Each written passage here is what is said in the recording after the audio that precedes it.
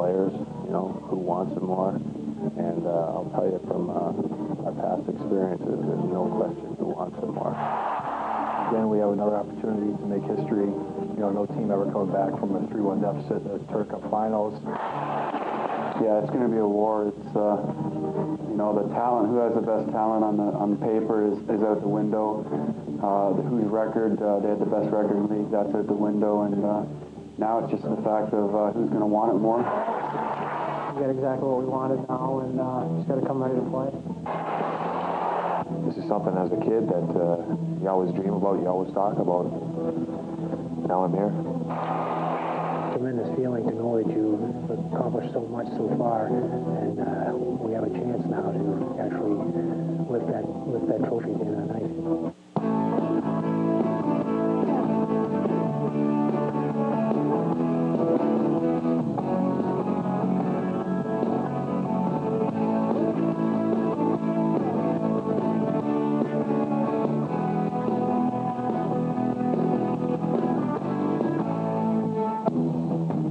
It all comes down to this. The 1998-99 IHL season boils down to Game 7 of the Turner Cup Finals. The focus and determination of the Orlando Solar Bears, a team that believes it is destined to win the Turner Cup. Can they do it with a victory tonight at the Compaq Center? It's Game 7 of the Turner Cup Finals between the Orlando Solar Bears and the Houston Aeros. Hello, everyone. We welcome you to the Turner Cup Finals, game number 7 here on Sunshine Network. Along with Mike Greenlay, I'm Andrew Monaco. The winner tonight gets the ultimate prize in the IHL, the Turner Cup. But Mike, forgive these teams if there's a bit of familiarity to this game. Well, both these teams have come through extreme adverse conditions to get here. It's hard to believe that with a season that spans from October till April, and then a playoff that goes from April till June, it all comes down to this one last game. That's exactly what it does. When the playoffs started, the first round series for each of these two teams very different from their last series. We start with Orlando and their sweep over Michigan. Well, that also sets some history. You see a lot of history setting with the Orlando Solar Bears, the first sweep in franchise history, but the second series is where things get familiar to this one. Detroit series, the first team in the IHL ever to come back from a 3-0 deficit and win in Game 7 in double overtime, and then against Houston here, they were down 3-1, but have been able to turn it into a Game 7 matchup. Mike, we've talked so much about Orlando coming back, but that's what Houston had to do in their first playoff series against Long Beach. The Houston Aeros have played in every game possible to get here.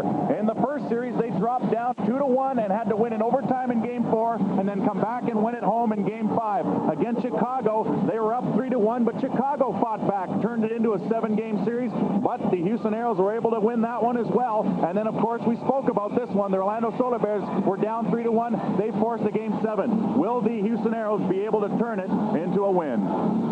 The lights seem to shine a little brighter, and heroes emerge in a game number 7. And for the Orlando Solar Bears, there are plenty of contenders for that hero's role. Well, if you want to be a leader, you want to be a hero, you don't have to look too much further than Todd Krieger. He's been a leader throughout, especially in Game 7 when he scored the double overtime winner to force this series. Of course, Rob Pearson, always a leader. 2 game-winning goals in this series in Games 5 and 6 have forced this Game 7. Hubie McDonough has been a consummate leader all year long. Will this be his last game, and will it end in victory? Grigory Panaleev, of course, has given Houston Aeros fits every time he faces them. And when it comes down to goaltending, you don't have to look too much further than Tyler Moss. Will he again come up with a great performance? Mike, Houston has some heroes in waiting as well. Houston Aeros always have leaders, especially Mark Freer. He's been one of the only the 2 original Aeros. Can he lead them to victory like he has all playoffs long? David Oliver, with a great shot, has come up big for the Aeros whenever called upon. Then you got to look to Brian Wiseman, the league MVP. Can he come up and turn this Game 7 into a victory for Houston? As we said, goaltending is going to be a key. Manny Fernandez, he's carried the Aeros the whole way through the playoffs. Can he win just one more game? This is what the players prize. It's what they covet, the Turner Cup, and that is what is on the line. We will drop the puck on game number 7 of the Turner Cup Finals between the Orlando Solar Bears and the Houston Aeros here on Sunshine Network. Orlando Solar Bears hockey is brought to you by Bell South, proud to be an official sponsor of the Orlando Solar Bears. By Florida Hospital, the exclusive hospital of the Orlando Solar Bears. by Pepsi One. True Cola taste, 1 calorie. And by your friendly Dodge dealers. See your Dodge dealer today.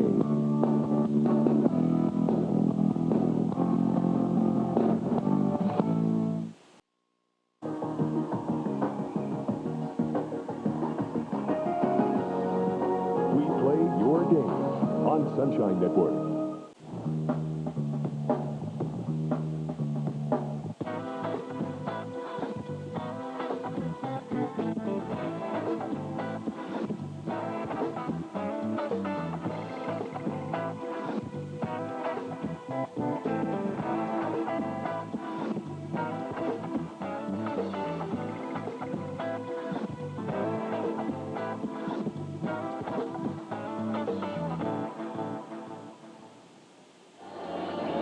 The deciding game in the Turner Cup Finals, game number 7 from the Compaq Center in Houston, the Orlando Solar Bears and the Houston Aeros. QB McDonough trying to cap his 13th professional season with a Turner Cup. Mike, the intensity in this game, we saw it in game 6. We've got to expect it in game 7. Well, there will be. There'll be some jitters off the hop here, but you will see intensity in this game, and it will be early. Rob Pearson, the hero in each of the last 2 games. The game-winning goal in Game 6. Todd Krieger. He is, quite honestly, an MVP candidate in the playoffs. Leading scorer for the Solar Bears with 19 points, 9 goals, and 10 assists. Orlando tied this series at 3 with a 3-2 win in game number 6. This is Game 7. The winner carries the Turner Cup trophy. We drop the puck on Game 7 of the Turner Cup Finals. Todd Richards sends to the right of goaltender Manny Fernandez. Greg Hallgood up ahead to Rob Balasevic. David Oliver off the skate, and then he sweeps behind Orlando goaltender Tyler Ross to the near side. Paul Dick has the puck hop over his stick. Greg Hallgood cleans it up to Mark Freer. Freer taps back to Hallgood. Sets up behind the net. A half minute in to Game 7 of the Turner Cup Finals. Up ahead, Rob Pearson, he overskates. Pearson, Krieger, McDonough, Drager, and Richards drawing the starting assignment for Kurt Fraser.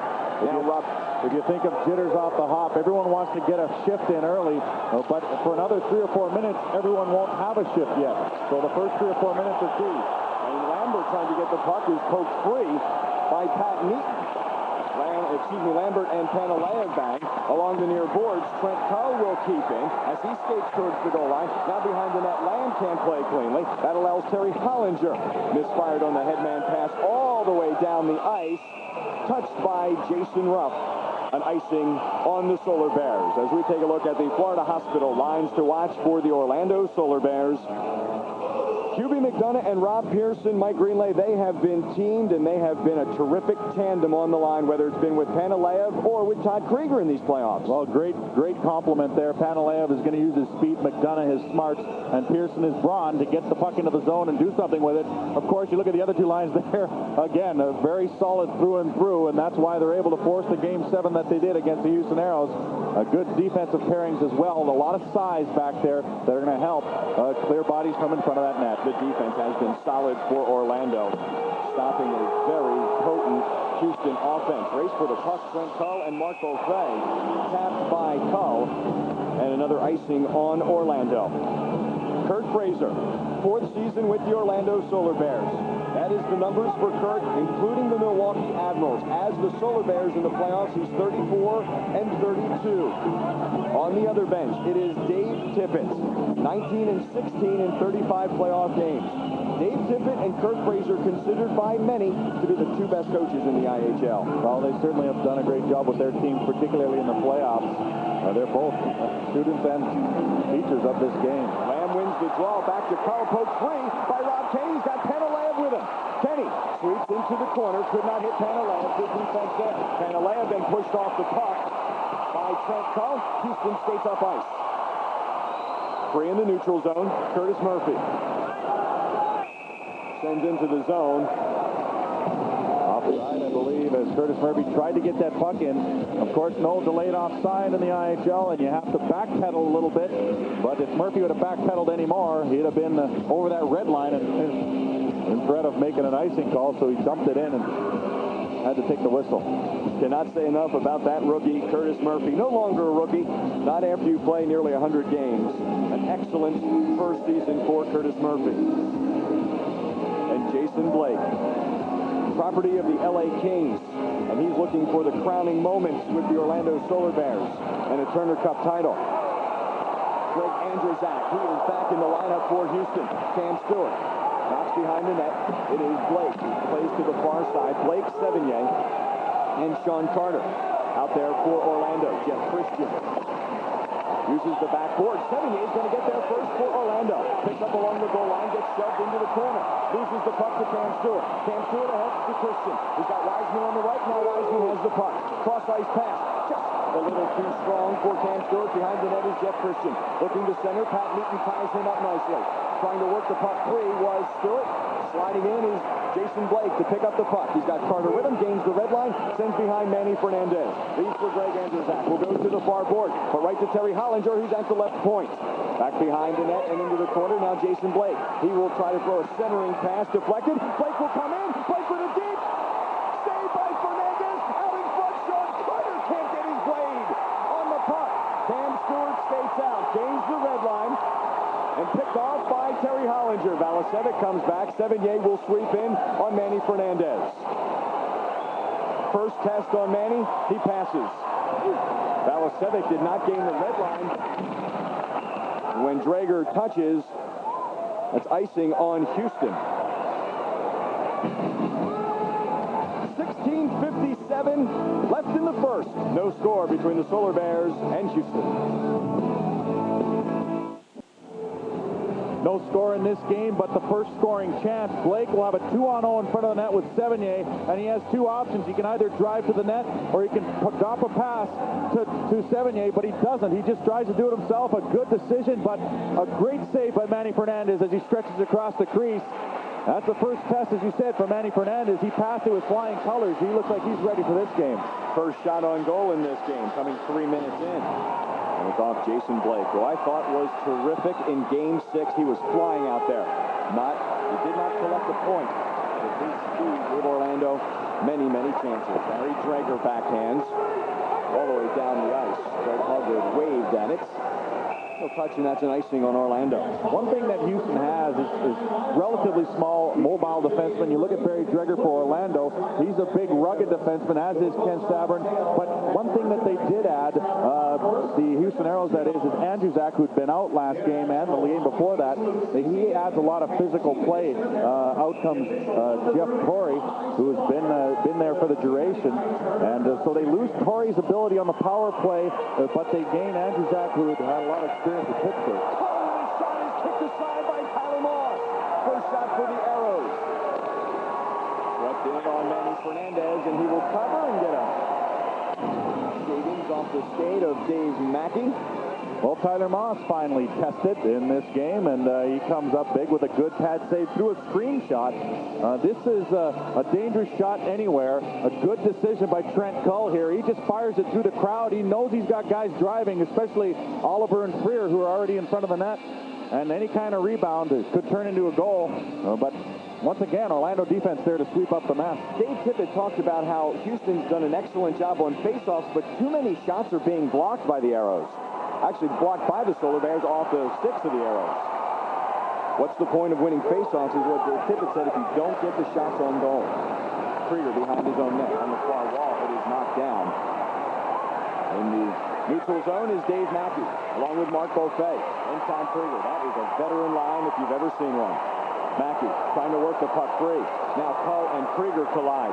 Freer is able to get it across the blue line and into the Solar Bears zone. That is all. Curtis Murphy then gets knocked into the wall from the Houston penalty box. We knew it was physical in Game 6. We thought it'd be physical here in Game 7. That's how it has started in the first 4.5 minutes. Both players thought that it would be more physical in this game. Rough. Along the near wall to Jim Pack. He'll send towards the net. It is wide. Penalty upcoming on the Solar Bears. Mark Lamb taken down by the side of the net. Interference penalty. Houston gets the first power play. Mark Lamb has taken a beating on that nose and the eye ridge area. You remember last game he got taken head first into the boards. He really gets hammered here as he drives to the net. The shot goes towards the net, and he is pulled back. I'm not sure where the injury came to the face. You see Jim Pack just fire one towards the net. Two-time Stanley Cup, one-time Turner Cup champion, knows where to put the puck. I'm not sure where Lamb took the stick. He might have taken the stick in the face from behind from Murphy, but Murphy grabbed him by the back of the jersey and hauled him down. That's what the penalty was for interference. That's a 2-minute minor. I'm not sure where he got hit in the face, but Mark Lamb gets off on his own power as Jerry Mines, the trainer, goes out and helps him. He'll be back. The first power play for the Houston Aeros. This also, we talked about goaltending being the difference. Well, power play, specialty teams can make a huge difference, especially in a game like this. That's what Houston has done in the playoffs, just under 18%. They are clicking at 24.4% in the Turner Cup Finals, 10 for 41. And they have scored a power play goal in each of the 6 games. Drive, saved by Moss. Off the blast by Hallgood. Swept out of the zone as Todd Krieger gets the puck. He has a shorthanded goal in these Turner Cup playoffs. Sends it on Fernandez. Knocked down. Cam Stewart with the rebound. Comes the other way for Houston. He will gain the blue line. Tap pass. Hallgood sweeps in. Right wing circle. Now along the goal line. Into the corner. Up top. Now to the left point. Norm McIver. He'll fire. Saved by Tyler Moss in the breadbaskets. There are some battles going on as you saw Cam Stewart driving to the net, Sabourin peeling him off. Cam Stewart has one speed, that's full throttle. the blast from Hallgood, and a good save, the glove save hanging onto it. That's the first shot on the power play. Right after that, they get the puck down in the end again, and once again, they use that point. Remember last game, Orlando kept the point away from them, but here it's McIver on the reverse angle. A good save. Watch Sabourin take out Stewart. Stewart wants a piece of that puck. You'll see them driving to that net all night long. 31 seconds into this power play. Face off to the right of Tyler Moss. Freer taps to Valasevic, who goes to the point to McIver. His return pass to Valasevic is too far. So Rob has to play it into the corner. Sean Carter pinned against the glass by Jeff Christian, but Carter able to work free to Ken Sabourin. Avoids a hit by Valasevic, who picks up the puck along the goal line. Now goes to the point to Hallgood. Hallgood. Freer in the corner. Christian overskates. Freer picks up the puck. He's behind the net, looking to center. Freer, right to Valasevic, score! Houston gains the lead in Game 7. Power play goal.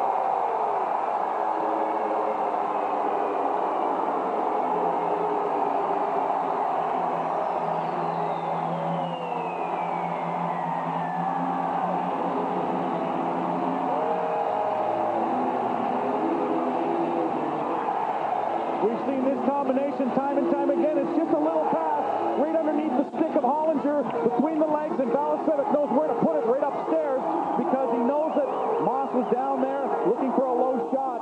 That combination has hurt the Solar Bears before, and once again, all you need is a little bit of space, and they're able to make it work. 3 Solar Bears in front of the net, but no one had Valasevic. That's called outmanning them, and Canaleo just couldn't get back in time. That's utilizing your extra man, Valasevic being it down low, and they outnumbered him down low, and they scored on it. As we said, specialty teams are going to be key in this game, and the crowd is definitely into it. This is a jam-packed, compact center. Valasevic, his 6th of the playoffs, his 2nd of the Turner Cup. Finals, shot by McDonough. His rebound is cleared by Houston. Penalty upcoming on the Aeros, and Orlando will go on the power play. Well, Orlando again turning things, trying to get that goal back off the rush, and McDonough's dragged down. The tripping call will go to Lane Lambert on the back check. And so now we'll see if the Orlando Solar Bears, who have been relatively successful on the power play, will be able to get their goal and even this game up. They were able to take the crowd out of it in Game 1 by scoring first and keeping it a 1-0 game into the second period. But now the Houston Aeros have the crowd behind them early in this first period here, and the Solar Bears would like to take them back out. Obstruction hooking on Lane Lambert gives Orlando its first power play of the evening. The new Dodge power play numbers for the Solar Bears in the Turner Cup playoffs: 20 power play goals in 115 chances, 17.4%. Third best among all the IHL playoff teams. Houston, third best penalty killing team. Our New Dodge power play and penalty kill numbers swept down the ice by the Aeros. Krieger gets the puck. He's on the ice with Blake, McDonough, Pearson, and Hollinger. Krieger will play one of the points as Kurt Fraser puts 4 forwards on the on the power play unit. Andrzak slides softly down the ice behind Tyler Moss. Half minute into Orlando's power play. Lane Lambert, 2 minutes for obstruction hooking. Lifted to the left of Manny Fernandez. McDonough chases along with Sean Carl. Carl sweeps, not out, kept in by Todd Krieger. Now Jason Blake in the high slot towards the net. Saved by Fernandez. Cutting in front was Jimmy McDonough. Now Rob Pearson trying to work free. He then gets stumped to the ice. Pearson may be hurt. He grabs the helmet. Up top Krieger. Krieger holds. And now finally play stopped as Rob Pearson may have knocked his head up against the glass, and Hubie McDonough wants a boarding penalty. And Pearson's cut. He got hit hard from behind, and I know a lot of people will be wondering if there was a penalty on that one. There certainly was not, unless the linesman saw something. The referee has not called anything. And Kurt Fraser can't believe it. You know that the Houston bench would be erupted if it was reversed. Watch the hit from behind. His head goes into the boards, and that's where he's cut on the dasher. Take a look at it again. From behind, head on the dasher. No call. Andrzak delivering the check. Craig Brewer, Solar Bears trainer, will work on the right eye of Rob Pearson. It was Pearson's goal, broke the 2-2 tie, and gave Orlando the 3-2 win in Game 6. That certainly makes a statement for Houston to take out a guy who has taken them out the last 2 games. He has game winners in both, 5 and 6. Murphy and Richards, the defensive pairing. Pantaleev, Beaufait, and Sevigny up front. The power play unit for Orlando. Richards gains the blue line. Then he will send into the corner. Behind the net is Pantaleev, looking to center. Now skates along the goal line. Goes to the left point. Richards slides right side. Richards now has it. Knocked down in front, and skating in is Mark Freer. Talk about the goals all you want. Heads up defensive play by Freer. And he sends softly behind Tyler Moss. He saw that rebound, that loose puck. Freer skated in and skated out with the puck. Sent all the way down the ice by Orlando. Sevigny is going to chase Cull. That's an icing on Orlando on the power play. 24 seconds remaining on the man advantage. Solar Bears had a couple good chances in front of the net to pick up the puck, but as you mentioned, some good defensive plays in sweeping up that puck. There have been a lot of goals scored in the slot area on both sides of the ice because of scrambles. Faceoff comes all the way down into the Solar Bears zone, and it will be to the right of Tyler Moss. Mark Beaufait and Mark Lamb will take the draw. By the Aeros, Trent Cull will send a shot. It is wide, kicked aside by Tyler Moss. Again, it's the Solar Bears on the power play for another 13 seconds. Richards, headman, Pantaleev too far, nor McIver. Sevigny couldn't gain control. McIver regains control. 3 seconds left on the power play. Out of the zone, out of the penalty box, comes Lane Lambert. Houston's back at full strength. In the neutral zone, picked up by Jim Pack. Off the boards, Cam Stewart. Stewart gains the blue line, also gained a hit from Curtis Murphy, loses the puck. Now Mark Beaufait has it. Beaufait tries to split the D, sends the puck into the corner. That's where Brian Wiseman trying to sweep free. Now to Cam Stewart. Stewart sends out of the zone. Jeff Christian, it's out of his reach. Face wash to Curtis Murphy. Stewart picks up the puck. Now to Andrzak. Drive. Loose in front. Score! And the Aeros have gained a 2-0 lead.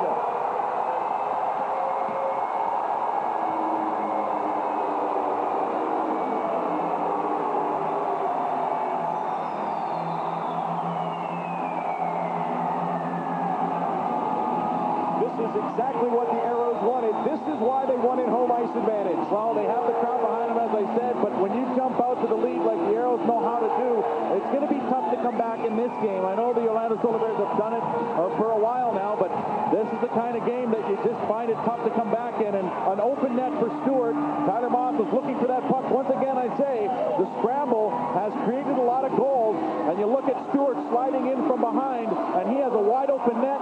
No one else around, no one in the crease. That's a good goal, and the Solar Bears the Houston Aeros outnumbering down low once again. A lot of deflections and a lot of caroms. You really can't blame Moss for that one.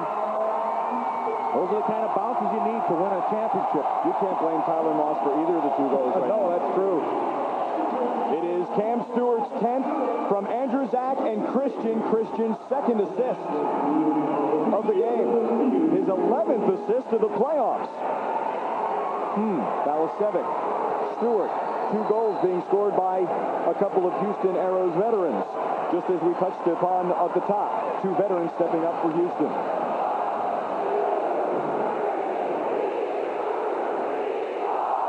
Puck is knocked over the Houston bench. Terry Hollinger and the Orlando Solar Bears work to do as the Houston Aeros have a 2-0 lead on the Solar Bears. 2-0 Aeros, both goals around the nets. And both goals because of outnumbered situations. This one obvious because it's a power play. Freer will feed Balasevic. Nice shot right up underneath the bar. Not much Moss could do there. As I said, they're outnumbered in front. The second goal, of course, just recently, the shot will deflect Andrew Sack. It'll go off a couple of skates and eventually end up on Stewart's stick. He will jam it in the open side. That's where we stand right now, 2-0 Aeros. Cam Stewart is 10th of the playoffs, as you see right there, his 6th of the Turner Cup Finals. He has now gained points in 8 straight games. That is an Aeros record. Drive by Jason Ruff, and Tyler Moss hangs on. Little pushing and shoving by the side of the Orlando goaltender as Bill Heward knocked to the ice by Jason Blake. The Houston Aeros have only been in one fight in the entire playoffs. That was Mike Yeo in the Chicago series. He broke his knuckle doing it to send a message, and it seemed to work. They came back and had a good, strong Game 7. But there hasn't been a lot of that. There's been a lot of rough play, good, hard hits. But we haven't seen too many gloves being dropped. And that's the guy, Mike Yeo. You were talking about Mark Freer off the top. One of 2 original Aeros, Mike Yeo is the other. Yes, he is. Captain all season long, and was injured in that game, so now he watches from the stands, but also an integral part of this team all season long. Freer will take the draw against Hubie McDonough. Oliver and Balasevic on the wings. Hubie wins the draw to Todd Richards, trying to catch Todd Krieger. Pearson back on the ice for Orlando. Rob Pearson out there with Krieger and McDonough. Kurt Fraser puts that line together again. It has been so effective in the playoffs.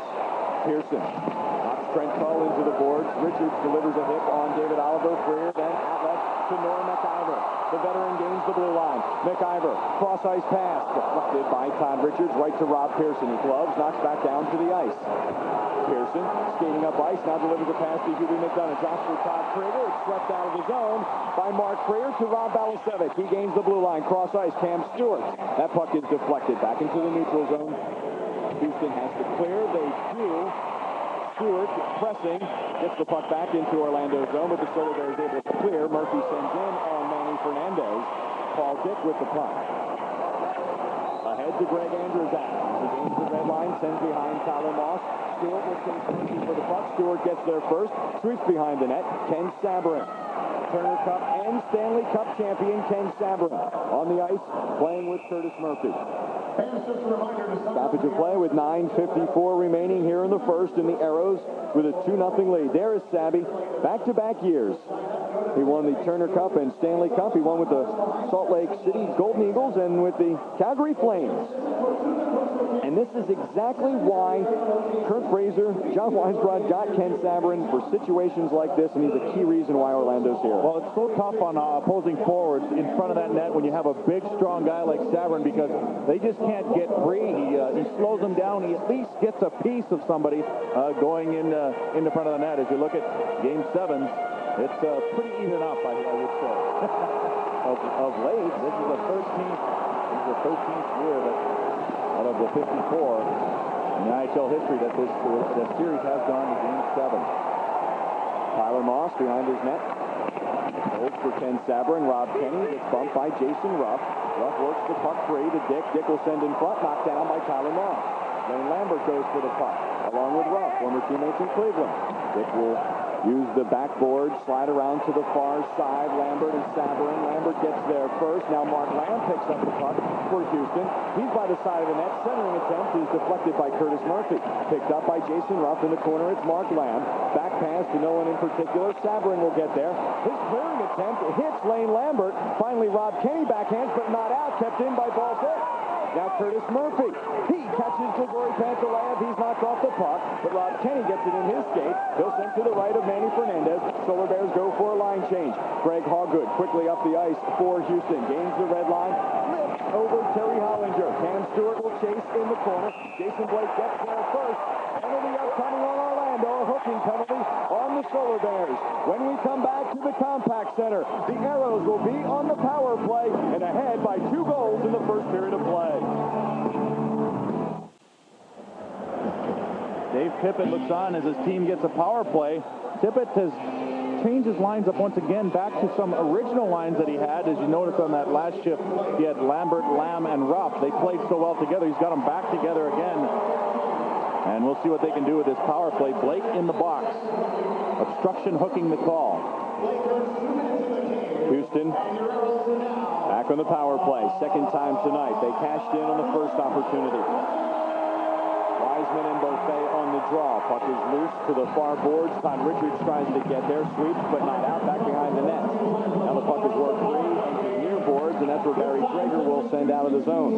Well, the Houston Aeros clearly trying to win this game in the first period here, and on the strength of 2 goals and now another power play, they might get the kind of lead they want.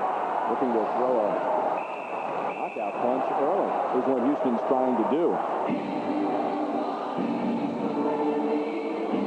Todd Richards, part of the penalty-killing units for the Orlando Solar Bears. Wiseman and Stewart are out there for Dave Tippett. Joining them up front, no surprise, David Oliver. Well, they have such a good combination with that line. Wiseman, a great assist man, a great passer. Stewart, as I said, has 1 speed. He just goes all out. Oliver, a great shot. They combine very well out there on the ice. And like I said, their instant offense, the Solar Bears did a great job against them in the last few games in keeping them sort of at bay. But they've got the momentum behind them now. Norm McIver skates up ice for Houston on the power play for another minute 25. Gains the blue line. Far boards, Wiseman. Cam Stewart along the goal line. Drager pressures him and then knocks him into the board. Stewart is able to keep the puck. Cross ice. Craig Hogwood bouncing puck. Sweeps towards the net. Richards is there. Shot well wide by Hogwood. McIver will try to keep in at the right point. He does. To Wiseman, the captain. Side of the net. Stewart has lost his helmet. Cross ice. Hogwood can't play cleanly, so we'll send behind the net. That's where Wiseman is. Centering attempt. Barry Drager is there. Stewart dragged down by Drager, but a little bit of an acting job there by Cam Stewart. Fernandez off the boards to Norm McIver. Freer, Valasevic, and Christian step off the bench for the Houston Aeros. Murphy's going to get to the puck, trying to clear using the backboards. Jeff Christian is there now behind the net. It is Mark Freer. Nowhere to go. Hollinger will pressure him. Murphy gets Christian, who has the puck in the corner, leaves in the corner now for Valasevic. Valasevic to the point, Lamb. Cross ice. Andrzak fakes the shot. On the right side, it is Mark Freer at the right wing circle. Along the goal line, Jeff Christian. Back to Freer. 16 seconds on the power play. To the right point, Andrzak. Andrzak will send towards the net. Saved by Tyler Moss. Freer in the corner. Now along the far board. Andrzak will fire. He missed wide. QB McDonough will pick up the puck. Blake is out in 3 seconds. Here comes Todd Krieger. Orlando back at full strength as the Solar Bears kill the power play by the Aeros. Mark Lamb going cross ice, intercepted by Todd Krieger. To Sean Carter. Puck is knocked off his stick to Jeff Christian. Houston will go for a change, bringing out Wiseman, Lambert, and Ruff. That's a new look right there for Houston. Trent Cull and Norm McIver. Barry Drager for the Solar Bears. It's a cutting Jason Blake. Blake going to try to use his speed. Stops, centers right out in front. Sevigny is there. Loose puck out in front. And another interference penalty upcoming. This time on the Houston Aeros. The Solar Bears will get their second power play.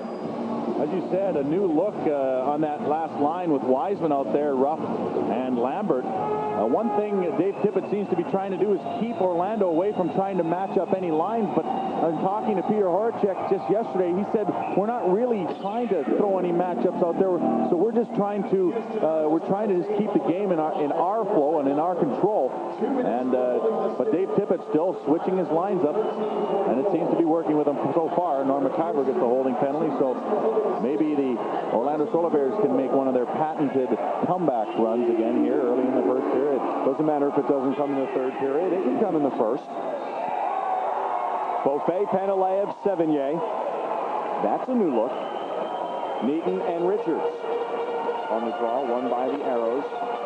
Hogwood trying to sweep free. It hit one of the Solar Bears. Panalev then tried to center. Neaton trying to keep in at the right point. Couldn't do it. But he stands up Mark Lamb and allows Todd Richards to get to the puck. Neaton, Richards, Sevigny, Panalev, Beaufait. Power play unit for Orlando.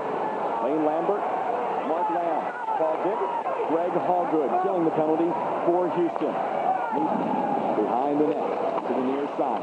Sevigny overskates, leads for Beaufait. Richards keeps it the right point. Paul Dick knocks down, but he knocked it down with a high stick. That's a violation and a stoppage of play. Very aggressive on the penalty kill are the Houston Aeros this evening.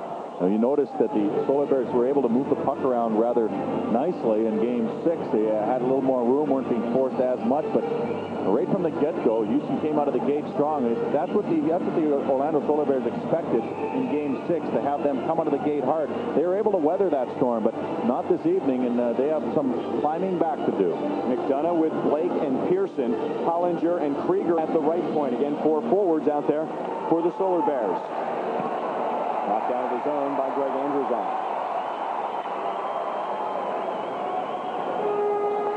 Krieger in the neutral zone with the puck. Cross ice to Rob Pearson. Now Hollinger. Orlando's offside. That's one thing Hubie McDonough has been able to do all playoffs long. Whenever he sees his team drawing back a little bit or not playing to their full potential, he has gotten up and really been vocal on that bench. That's why he is both on and off the ice a true leader, and they seem to respond to him. They have respect for Hubie McDonough, and that's why they are here this evening. McDonough will take the draw against Lamb. You talk about two similar players. They're right there at that face-off dot. McDonough and Lamb. Draw run back to Hollinger. Cross ice to Krieger. It stays McDonough, Pearson, Blake, Krieger, and Hollinger. Pearson on the off wing. Uses the board for Jason Blake along the goal line. Left point. Hollinger. Nifty stick work right there. Sends out in front. Fernandez with a save, and he does not give up the rebound. Pearson was trying for it. Fernandez didn't give it up. Well, Pearson jumped in front of Fernandez, tried to screen him, as he has been trying to do all series long. Keep your eye on the front of the net. He'll come out in front and start waving his hand in front of the face of Manny Fernandez. This is legal as long as he's not in the crease. Look at his hand go up. He's not touching Fernandez. He's just trying to screen him. And Fernandez just looks past him and then underneath to see the puck come by. Last game, Fernandez was angry about this, and he let it get to him. He is not letting it get to him tonight. Lamb and Beaufait take the draw. Won by the Solar Bears to Hollinger. Slides Krieger with a one-timer over the net. Bounces by the side of the net where the puck is loose. And swept down the ice by Mark Lamb. Collides with Mark Beaufait. Those two have some words. Mark Freer picks off the puck. Never allows the Solar Bears out of their own zone. Wiseman forechecking. Wiseman, now Oliver. Right out in front is Wiseman. Taking off the puck. Todd Krieger has the puck for Orlando. He's got Blake behind him. He drops for Blake, but it was a little off the mark. David Oliver short-handed for Houston. He missed wide. Here come the Solar Bears. Beaufait has Pearson on his left. Gives to Pearson. Drive. Saved by Fernandez. Then Pearson works the puck free, but Terry Koharski, the referee, had blown the whistle, and then Pearson knocked down by one of the linesmen. Actually, Freer took a slash at the puck. He got part of Pearson, who then careened into the linesman and went down to the ice. 4:16 remaining in the first. 2-0 Houston leads Orlando.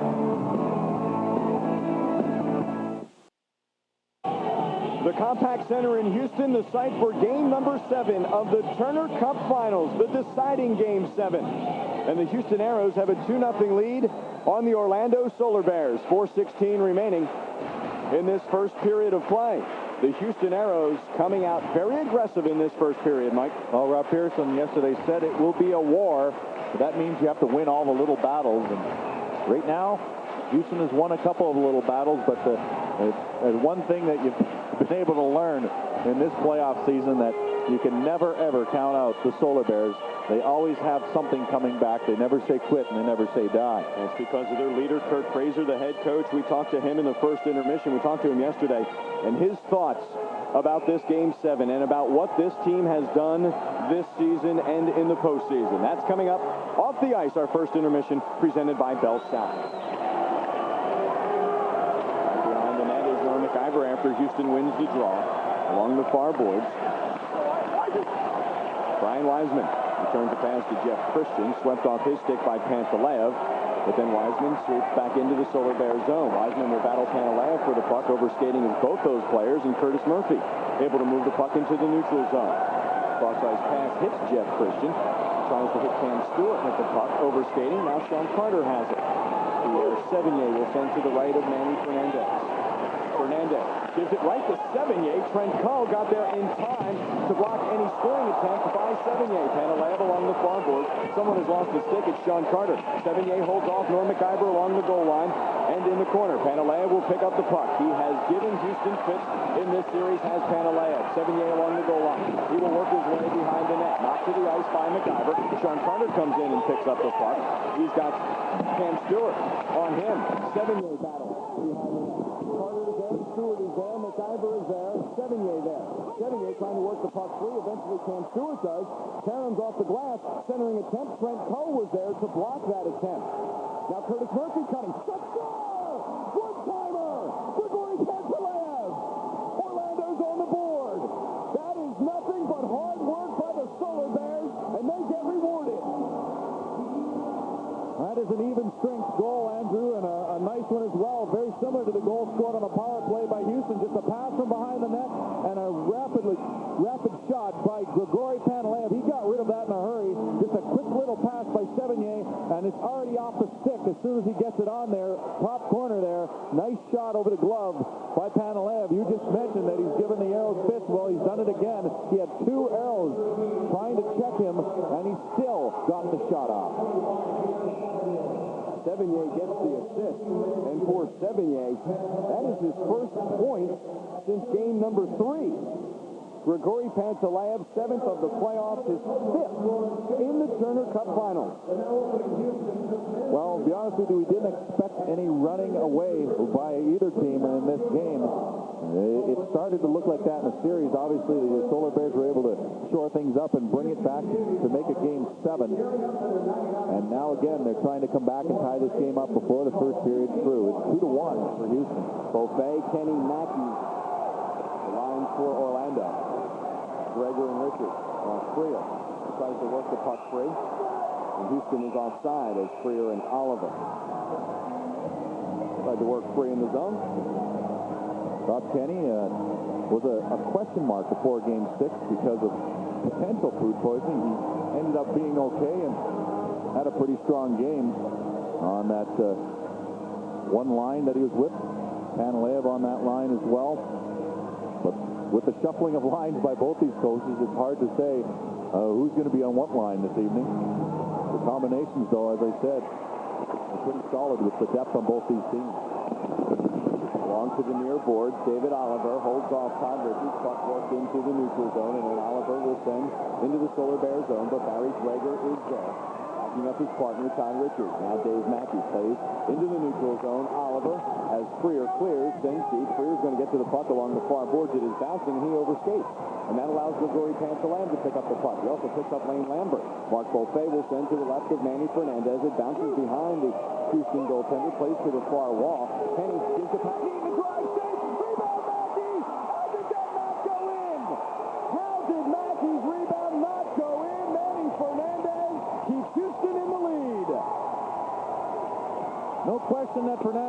this game. He made another tremendous save from a prone position. A great shot by Neaton, who gets through, and the rebound will come right to Mackey. He cannot put it over a fallen Manny Fernandez, who gets his blocker up and makes that save. A terrific save while he's lying down. He's made 2 saves of that same caliber in this game in the first period already. Mackey just didn't get enough wood on it, and he was at too sharp of an angle. A good rebound save right there by Fernandez. Left-handed shot at the right of the net, and Fernandez did all he could and got enough of the puck, keeping Houston in the lead. McDonough on the draw with Lamb. McDonough, Krieger, Pearson, Hollinger, Neaton, the 5 on the ice. Won by the Solar Bears. Neaton with a little shot. That was in on Fernandez, who underreacted. Now Jason Ross. He's got Lane Lambert and Norm McIver. McIver, sweep, deflected into the seat. Well, now Dave Tippett has Norm McIver up on wing. He is playing the wing with Lane Lambert and Jason Ross. We've got Trent Cull. He had him flying up there. It's changed positions. Mark Lamb had dropped back to play defense on that shift because the breakout by the Houston Aeros. Tell you what, Mark Lamb did play defense in Germany, so that wasn't a tough switch for them to have Norm McIver jump up on the wing for that one rush and have Mark Lamb drop back. Lamb and Carter on the draw to the left of Tyler Moss. Worked free, really by Barry Dreger. Pierre Sevigny plays to the neutral zone to McIver. Houston's offside, and the faceoff will come into the neutral zone with 1:32 remaining in the first period. That man right there, Jason Ruff, knows all about winning a Turner Cup. Did it with my partner in Atlanta. Jason Ruff would like to cap off this season with one for sure. Houston would like to become the first team, as a matter of fact, in IHL history to win a championship after having played every possible game.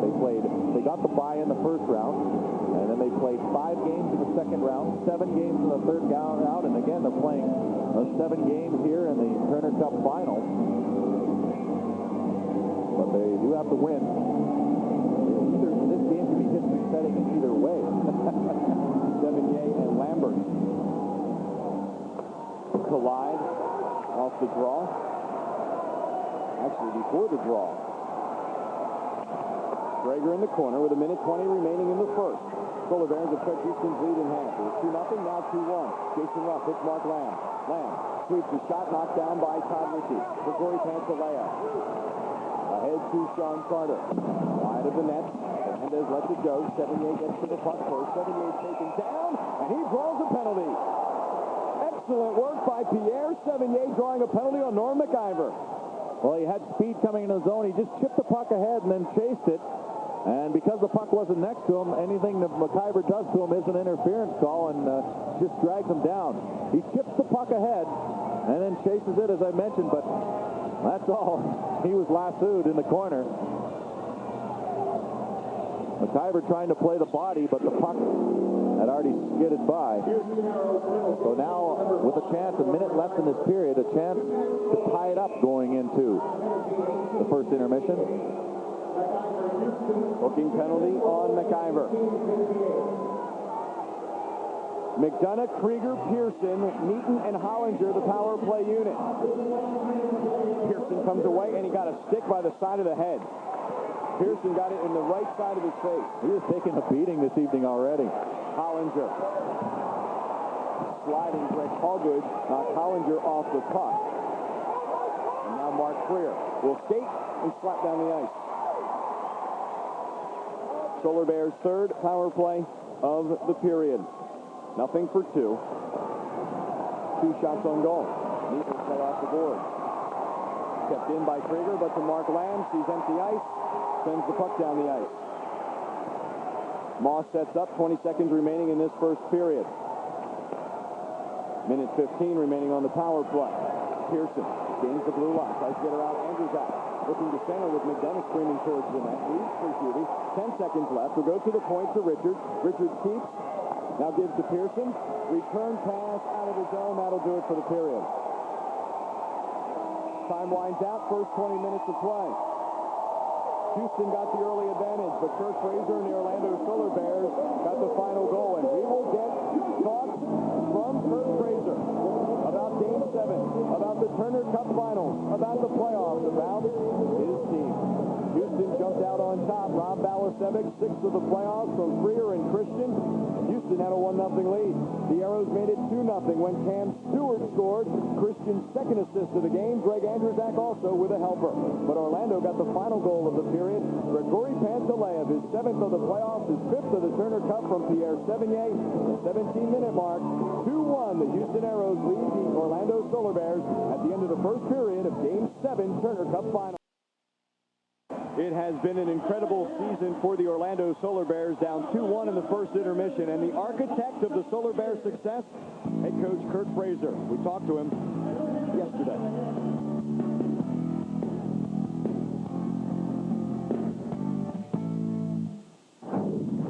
I certainly think it's the character and leadership in the room that has really made the difference. And, you know, a lot of teams, when they get up on a club, they expect the team that they're playing against for their play to fall off, and that happens a lot. But when they play the Solar Bears, they have to be at the top of their game for the whole night, because if they want to lay back or lose their edge in the third because they're ahead by a couple goals, the Solar Bears never quit. You know, that's when they're better. When the later the game goes, when they're behind, they're going to find ways to win, and that's mainly because of their work ethic, you know, and they're able to focus. And we got great kids on this team, and they proved it over and over. You know, we've been in this situation so many times that now I think they're drawing from their experiences, and you can't say that about a lot of hockey teams. You know, they get in these situations, they're maybe 2-2. What are we, like 17-3, 18-3, and you know, now they're able to draw on what's happened in the past and what's made them successful, and it makes them that much harder to beat when they get in these situations when they're down in the third period. Confidence in your goaltender is everything. You know, when you can play a little looser, take a few more risks, you know, or a few more chances, because you know your goaltender is going to be back there, and nothing bad is going to happen. He's going to bail you out. All of a sudden, the team plays different in front of him. It's the tough games are when goaltender gives up a couple soft goals, and all of a sudden the defense has to stay back, and the forwards have to stay back, and you lose your edge.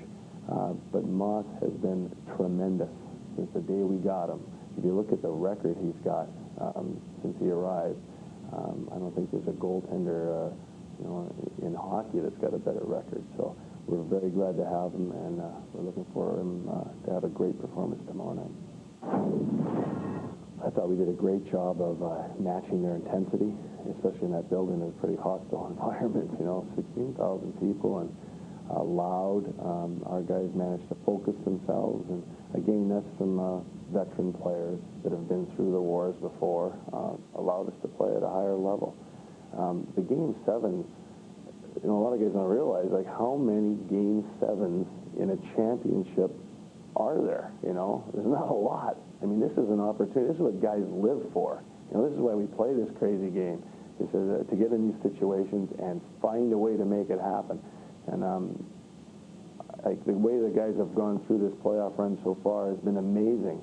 And I don't know, I think good things are going to happen tomorrow night for these guys, because they've definitely paid the price.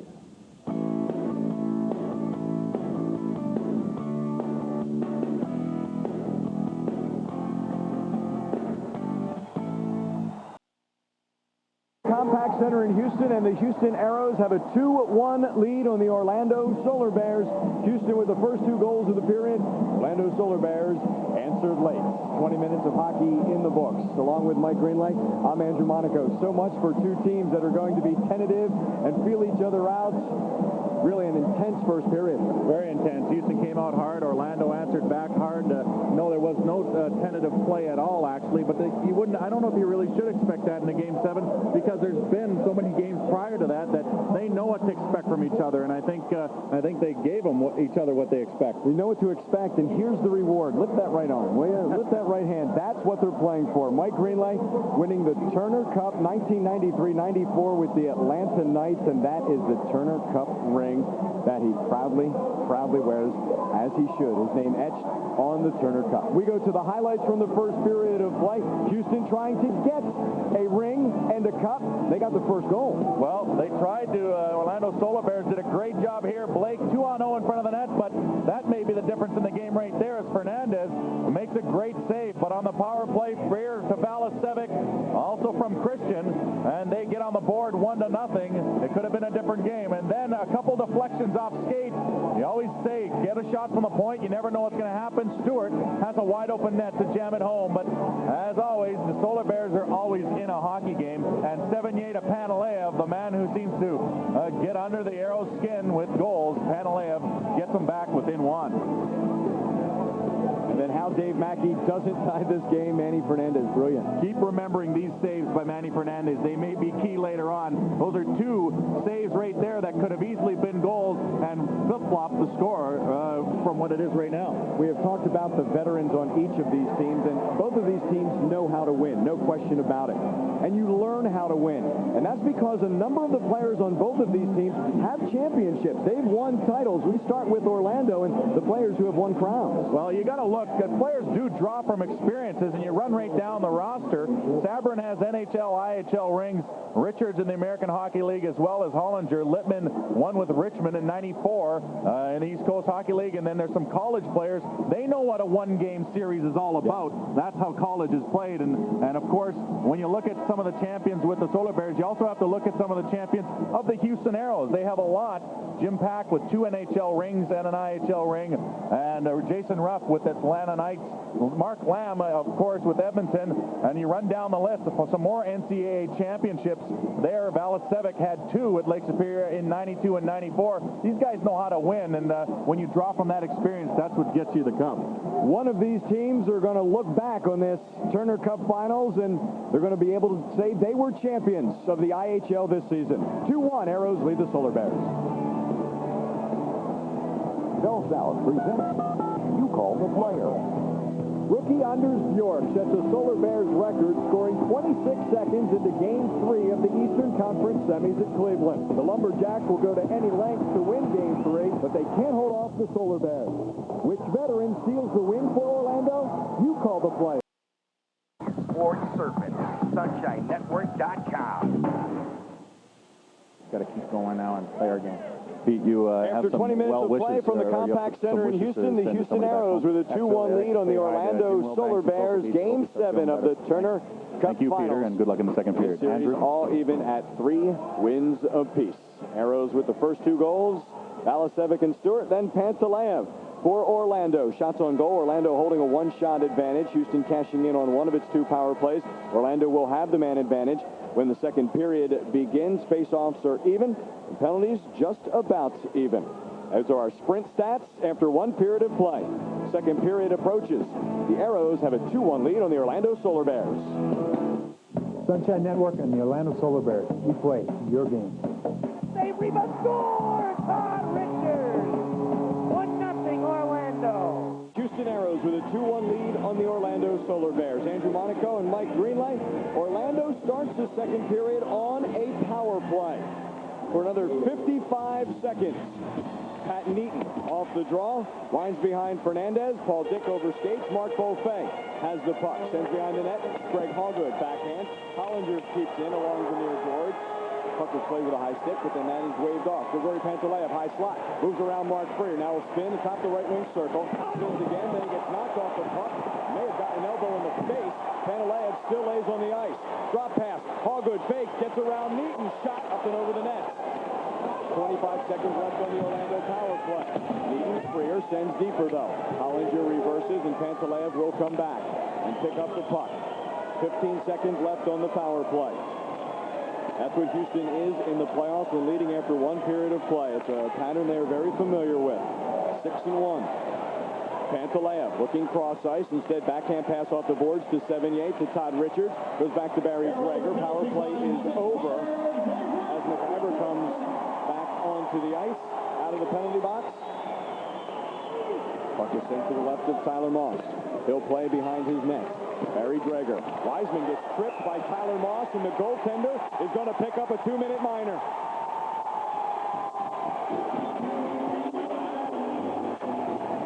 You're allowed to throw a little interference to the goaltender, and they usually give you a little leeway, but I think Tyler Moss may have got too much of Wiseman.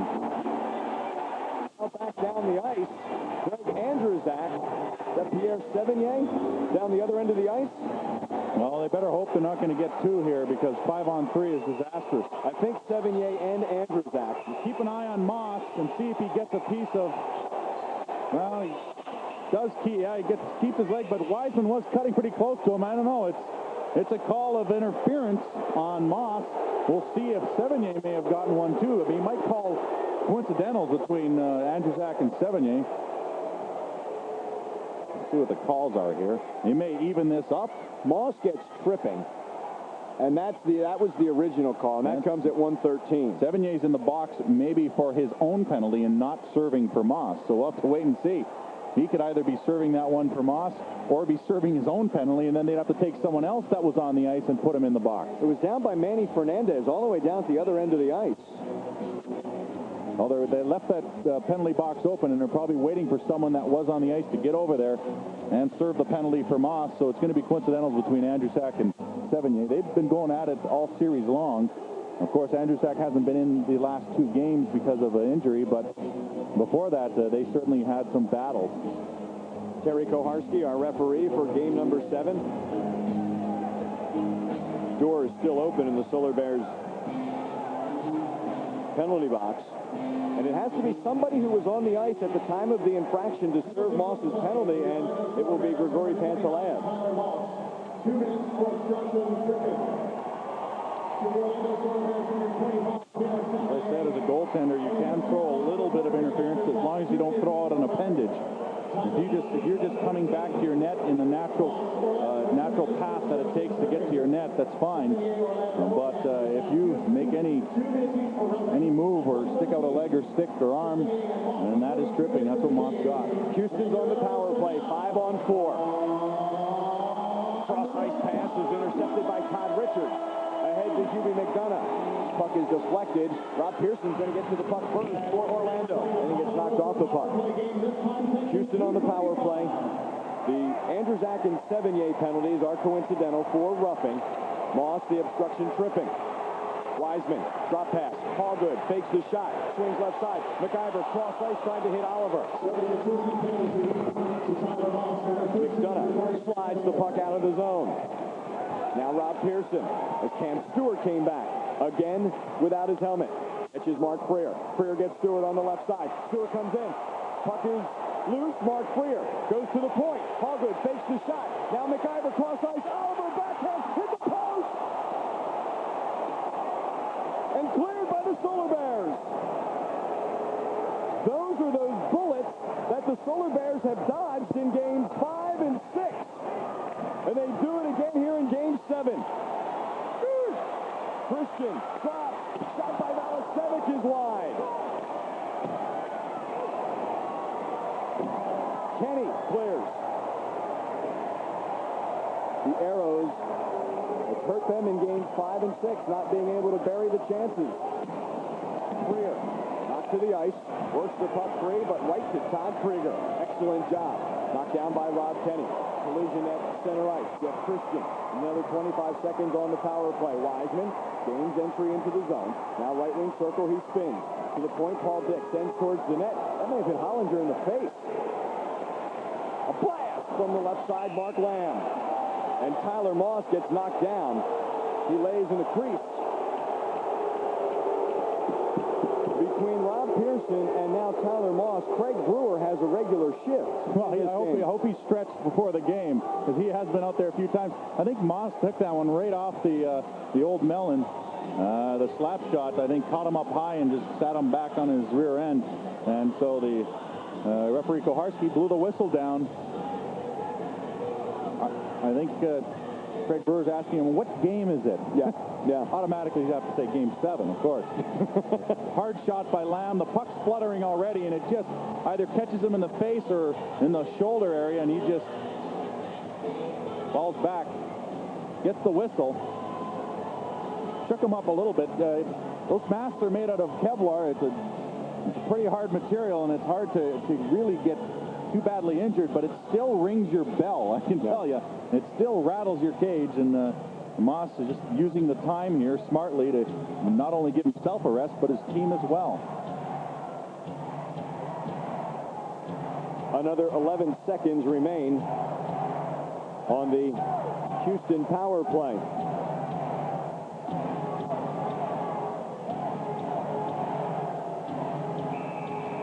Orlando Solar Bear fans, we invite you to join us celebrating the accomplishments of this team at the Turner Cup Celebration Tuesday, June 8th at Church Street Station. Chance to thank the Solar Bears, and the Solar Bears a chance to thank you, the fans, for believing in this team. For more information, 916-2676. Solar Bears win the draw, and Pat Neaton clears.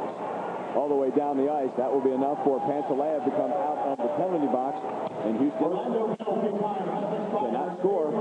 Solar Bears back at full strength. 16:40 remaining in the second period. Ahead, David Oliver. He gains the zone. Jason Ruff on his right, centering attempt. Nobody is there. Wiseman, tap pass to Oliver in the corner. Oliver, right wing circle, spins in the slot. Puck is work free, but right to Wiseman. He gets a shot as he falls to the ice.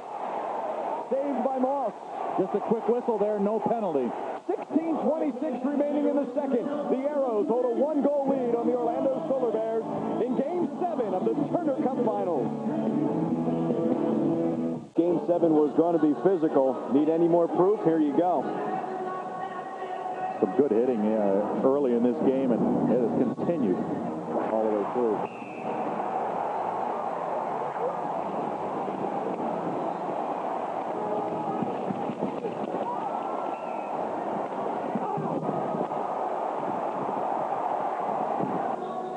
Houston not always known as a physical team, Mike. Well, they realize that that's the style they're going to have to play to some degree. The Solar Bears, in games where they face elimination, pretty solid. So they know that the physical part of the game definitely has to come into play this evening. In that 6-0 mark in deciding games, 2 of the 6 wins have come on the road. At Detroit in the conference finals and at Cincinnati conference finals in 1996. Joe Frederick with the game winner in the Solar Bears' inaugural season. David Oliver with the puck. Sends into the corner. Balasevic is there. Cutting McIver. Shot gets knocked down by Richards. Back towards the net. Again, Pantalev. Solar Bears numbers. Grigory Pantalev. Richards will peel off as they go for a change. Now McDonough. Pantalev in the corner. He's knocked down by McIver, who will draw a penalty. Solar Bears go back on the power play. Well, that's the second hit from behind in the game by the Aeros. This one will cost them a penalty. The first one where Rob Pearson was cut in the forehead by the dasher was not in the first period. This one a little more blatant, and therefore McIver will go. McDonough dumps it in the corner. Pantalev will try and bring it back up the boards, and he's just hit from behind and goes into the boards head first. And so he's still down. Yeah, he's not up. And again, as you said, Craig Brewer out there, he is definitely out there. I mean, the players have nothing to save it for necessarily, but you don't want to get injured in Game 7. No. And not when you're a big factor as Pantalev is. The third minor by Norm McIver in this game. Well, in trying to be physical, you also have to be smart, and don't want to take too many penalties of that sort, although he was trying to just take Pantalev out as Pantalev was trying to send the puck back up the boards to Hubie McDonough. He caught him while he was turned around facing the boards, and that's why he got the minor. Solar Bears, nothing for 3 on the power play tonight. It generated 2 shots on goal. McDonough, Pearson, Blake, Krieger at one point, Hollinger at the other, the power play unit for the Solar Bears. Allgood in the corner, tries to work the puck free. He does to Mark Lamb, who clears. See how hard the Aeros force on this penalty kill, and also see if the Solar Bears are able to use that extra man to outnumber them either high or down low. Hollinger, head man for Jason Blake. Misses him. Fernandez plays off the glass, far side. McDonough kicks deeper into the zone. Up at the right wing circle. Now Krieger. Krieger will fire. Behind the net. Hollinger spins deep. Back behind the net is McDonough looking to center. Now to Blake. McDonough along the goal line. Blake, right wing circle. Hollinger. Blake one-timer. Didn't get all of it. Cleared.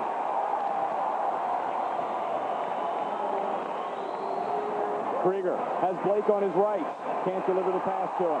Mark Lamb hits the linesman as he clears, and the puck goes down the ice. Freer jumps on the ice with Valasevic, Kull, and Andrzejak, the penalty-killing unit. Pantaleo, along with Beaufait, Mackey, and now Todd Krieger with the puck. Krieger comes in. Krieger swept off the puck. Pantaleo tries to get it. So does Dave Mackey. Mackey works his way to the near board. Beaufait, once again, Pantaleo in the corner. Grigori Pantaleo taken to the ice by Andrzejak. Still no whistle. 30 seconds left on the power play. Now Houston with the puck and cleared. Very aggressive are the Aeros. They are hitting. The only thing you have to be careful of when hitting on a penalty kill is to make sure that you beat your man off the boards, because you guys have one less than the other team. Neaton and Murphy in their own zone. Ahead to Beaufait, now Sevigny. Mackey gains the blue line. Mackey with a blast! Kick saved by Fernandez! It was loose in the slot. 4 seconds and McIver comes out, and the penalty is over. Jim Pack trying to freeze that puck along the far board. McIver out of the penalty box. They still work along the far boards. Finally, a whistle blows. Houston back at full strength. Some opportunities for the Solar Bears on that power play. The real opportunity is on the rebound. The shot, a bad angle shot, but a good one to take. And Fernandez has to stretch, but that floating puck there creates some turbulence in front of that net. Sevigny, also Beaufait trying to get to the rebound. Finally, it's frozen up along the boards there after a good 10-15 second scrum. But smart ideas there. Jim Pack, as he heads back to the Houston bench, drawing some words from the Solar Bears bench about some well-wishes. Yeah, what are you doing this summer? About him trying to freeze that puck along the far boards. Orlando, last 2 power plays, just 1 shot on goal. Wow, what a disparity there for the Aeros. It makes a difference. Keeping the quality shots down, having your goaltender make the saves.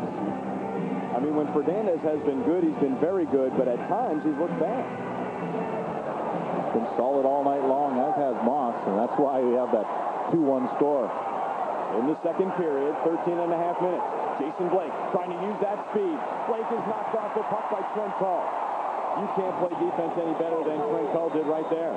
That will not be icing as Richards trying to play the puck. So Gregor forced to go behind the net. Lines to the near boards. McIver bumped by Sevigny.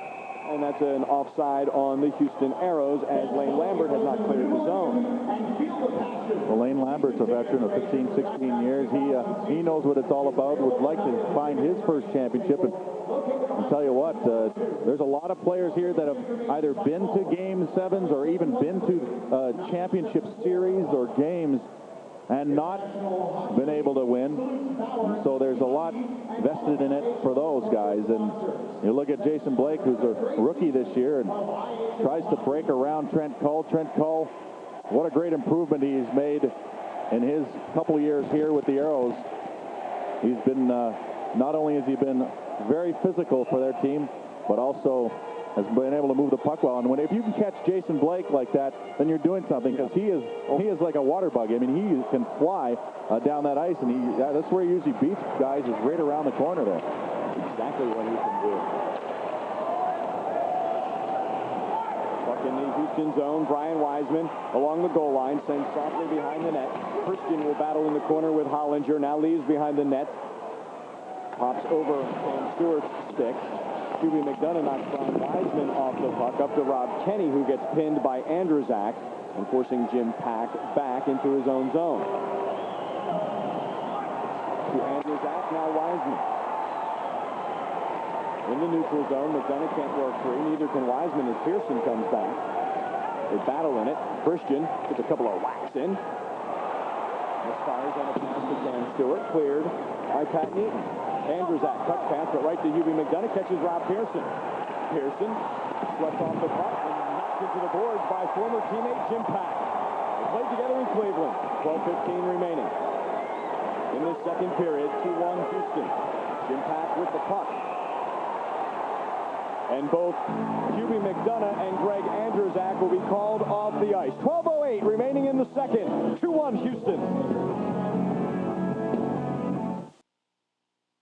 Bears' fifth season and gets great season ticket packages. 12, 21, and 41 game packages. Ice chips, half ice, full ice. Give you the opportunity to see the most exciting game in town at a great price. There's also 15-game flex packs available. Ticket representatives currently taking $50 deposits on seats. Buy your tickets today. Call 407-872-PUCK. 2 minutes for roughing. Well, Weisbrot said to me earlier today, he said, I want this game to feel as close as every other game has felt, as much as possible. But, of course, that's impossible just because of the gravity of the game. But he certainly wants the players to feel like this game is one of every other game that they've played. And to keep it in perspective, they have been a good game so far for both teams. Miners on McDonough and Andrzak, and we skate 4-on-4 for the next minute 40. Mark Freer shot on Tyler Moss, and Moss makes the save. Mark Freer has used that move wisely all playoffs long.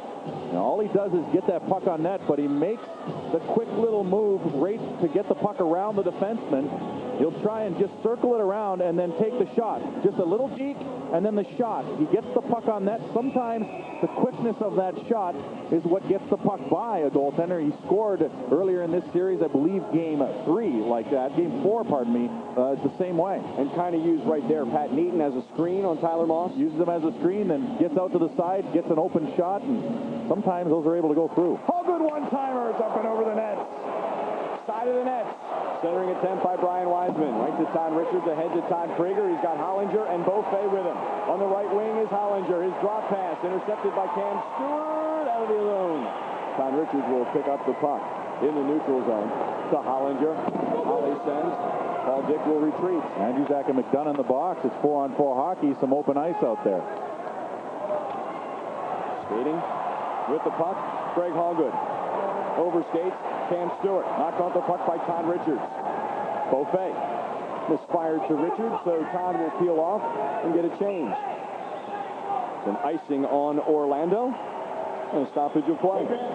Both goaltenders, as I mentioned, have played well. Both play that butterfly style, and both have 10 saves. The extra goal, obviously, helped by the Houston Aeros. Manny Fernandez has made a couple of spectacular saves in the first period in particular to really turn this game around a little bit. A couple of great chances early by the Orlando Solar Bears. I think Fernandez is trying to redeem himself. We know how good a goalie he is, but I think he wants to shine in this Game 7. Well, I think both goaltenders definitely want to be a difference. McIver with a shot that whistled by the left post. Definitely in the positive sense. Oliver works the puck free, goes cross ice. Valasevic will have to play off the board. He's lost his stick. Curtis Murphy picks up the puck. Still 4-on-4 for another 40 seconds. Sean Carter to Pat Neaton, gains the blue line. Now will use his speed. Will Neaton. He'll circle around the net. He'll stop. Reverse. Come out in front. Poked off his stick by McIver. Left behind the net. Trent Cull wrapped up by Grigory Pantaleev. Puck is worked free to David Oliver. Oliver skates to center ice. Knocked down by Tyler Moss. Barry Gregor will get it. Gregor, Murphy, Pantaleev, and Carter. Valasevic was taken to the ice. It's an icing on Orlando. That was the uproar by the Aero fans who have just absolutely packed this compact center. Well, Rob Valasevic is unique in the sense that he can play almost every situation. He's offensive-minded. He can put the puck in the net, but his real skill comes in his defensive play. You'll always see him out there on the penalty kill, in particular with Mark Freer. Those two together are very good up at the top on the penalty kill of the box. But he's the kind of guy, as we saw on the first goal of the game for the Aeros, that he can also put the puck in the net in the right time. That defensive ability is what will keep Rob Balasevic in the NHL, won't it? It definitely will. You can score a lot of goals in the minor leagues or in any other league, but in order to stay in the NHL, you got to know how to play defense, and it doesn't matter who you are. Lamb and Mackey on the draw to the right of Tyler Moss. Works into the corner. Solar Bears win the draw as Todd Richards picks up the puck, side of the net, and hits Dave Mackey. Mackey and Pearson, Drager and Richards, the four on the ice. Now McDonough and Andrew Zach come out of their respective penalty boxes, and we're back at full strength. 5 aside. Pearson centers. Hubie McDonough was off his skate, and he couldn't get his blade on the puck. Andrew Zach skates along with Mark Lamb. Gains the blue line. Softly, Jason Ruff will chase in the corner with Dave Mackey. Ruff with the puck, using that long reach that he has. Now he spins along the goal line. Leads for Mark Lamb. Lamb ran into Terry Koharski and hit the ice, but Jason Ruff fires a shot well wide. Bill Hewart goes after the puck for Houston, just his second shift of the game.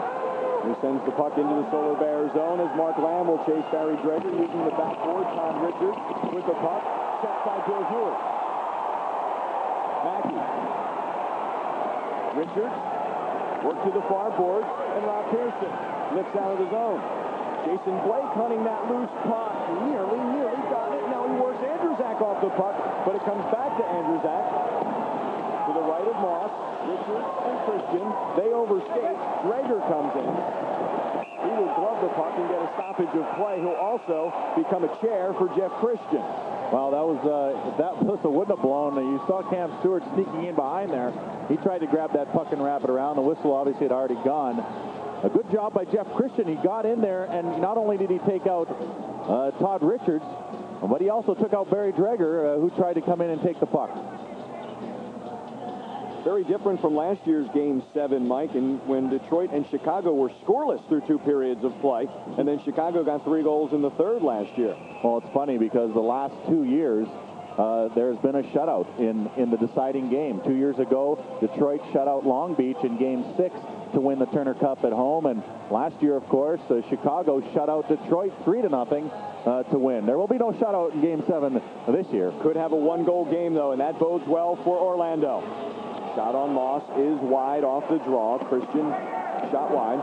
The 2 losses for Orlando in those 1-goal games are in overtime, too, to show you how close they like to keep it. Sevigny and Christian. He's letting those guys battle. He's not going to call anything, I don't think, unless they both go. Sevigny with the puck. Sweeps in on Fernandez. He gloves down. Leaves for Norm McIver. Uses the far boards to Cam Stewart. Cam Stewart. Hits McIver. Sevigny. Excuse me, that's Wiseman. Wiseman fires it wide. Hit the outside of the net. Trent call. Penalty upcoming. And that's going to be a penalty this time, I think, on Christian. Christian whistled. We'll come back. 2-1, Houston. Doors open at 7. Be there early. The first 10,000 fans receive a Budweiser magnetic schedule. The festivities will be in your seat by 7:45. For tickets, call Ticketmaster 407-839-3900. Well, goaltender is such a key component in a game, and Christian knocks down Sevigny. After that, he runs into the goaltender, Tyler Moss. That's what he gets the call for. And the interference, he's not happy with the call, but the Solar Bears on the power play. Beaufait backhands to Fernandez. Fernandez will sweep to the far boards. Hollinger keeps in. Sends back behind the goal, beyond the goal line again. Pearson taps left point. Todd Krieger. Paul Dick will sweep to the far boards. Beaufait can't play. Neither can Balasevic. And now Mark Freer with the puck. Freer looks up ice and sends down, and Houston goes for a change, bringing out Lambert, Lamb, McIver, and Co. Lambert with his stick on the ice deflects that headman pass. Hollinger behind his own net. Minute 5 remaining on the power play for the Solar Bears. Krieger crosses the red line. Beaufait gains the blue. Now Hollinger. He'll wind. Save Fernandez. Open net. We're tied. Pantaleev scores his second of the game.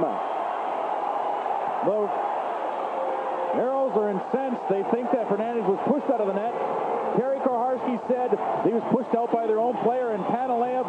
gimme on this one. He just puts it in the open net. Another smart play to drive that one to the net. Keep your eye on the goaltender. And Cole pushes, it looks like Sevigny through the crease, and it knocks down Manny Fernandez. And so the goal will count. Watch the shot by Hollinger. He gets it off in a hurry. And then Trent Cole will be riding, well, it was ended up being Krieger, and he rides him through the crease.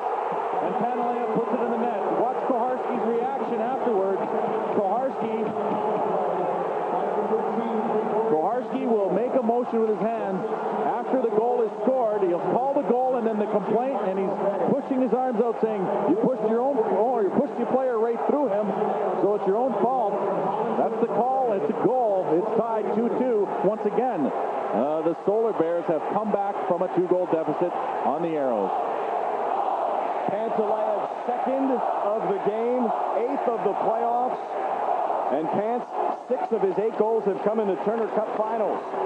Up ahead, Jason Blake to Pierre Sevigny. He'll fire. It's deflected by David Oliver. Sevigny works the puck free along the goal line. And then he trips, hits the ice. Blake works the puck free. Centering attempt, getting back smartly as Andrew Zacco used the glass and clear. Panalea from Hollinger and Beaufait. And we're tied at 2. 6:40 remaining here in the second period. Game 7 of the Turner Cup Finals. Orlando is trying to make history again. No team's been down 3 games to 1 in the Turner Cup Finals and come back to win. And Orlando's trying to do it just as they made history in the Eastern Conference Finals by being the first team ever to come off the deck, trailing 3-0. Pants his second goal of the night. He is so shifty, he backs teams up, and by doing so, he is hard to stop. Has a lot of lateral movement in his play, and that's why when he gets the puck, he can make one sidestep and get off a really good shot. And he's also very strong on the puck as well. His legs are like tree trunks. Yeah, he is a very solid skater. He can motor, but he's also a solid skater. So you put the body on him, he just seems to bounce off and just keep going with the same momentum, the same speed. Beaufait with the assist. He had a 4-game point streak that was snapped after Game 6, but just starts a new one, and we have seen that from Marc Beaufait time and time again. 7 assists for Beaufait in this finals. 2-2 hockey game. Here comes Greg Hoggood. Hoggood gains the blue line, shot wide, but Houston was offside. A lot of battle behind the play, and no calls. He's letting the guys go. He's letting them play a bit.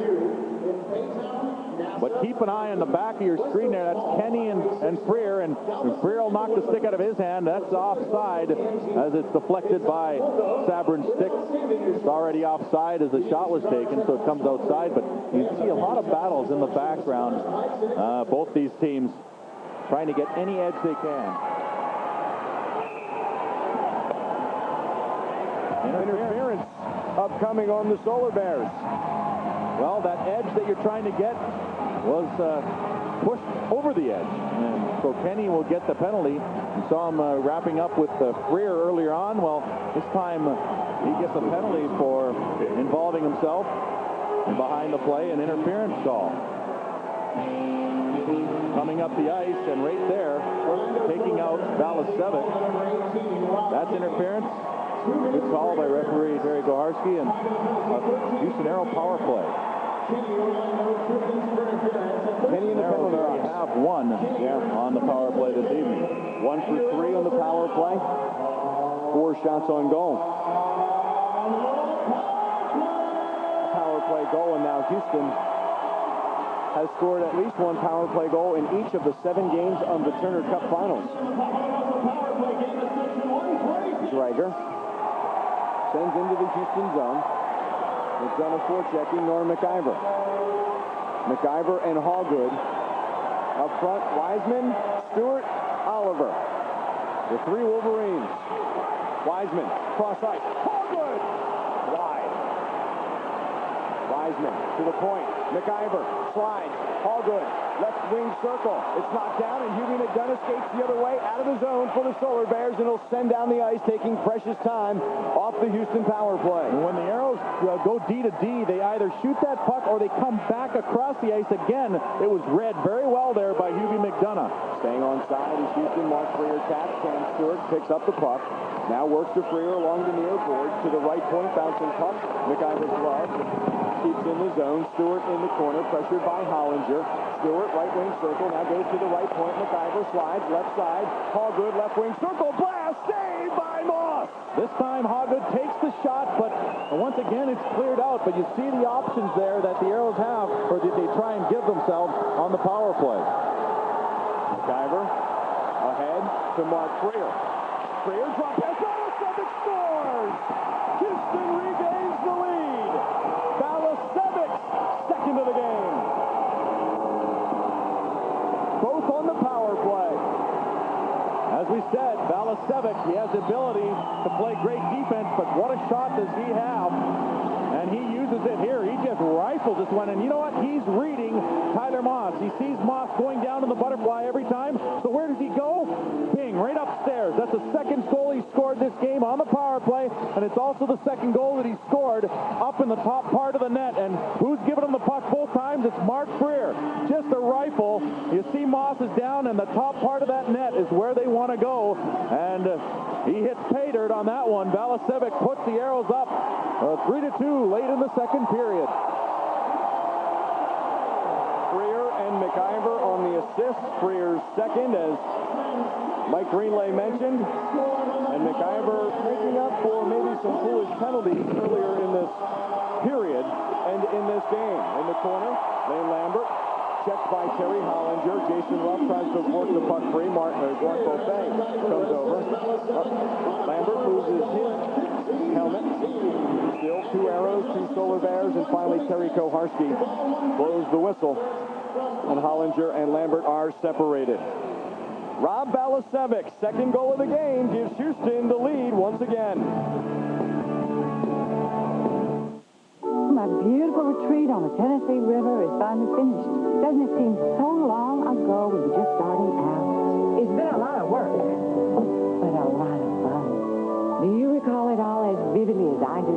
Now it's time to just enjoy this house the real Yellow Pages helped turn into a home. Unfortunately, I can't. I'm always on to new challenges, and wait till you hear what the real Yellow Pages and I are going to do next.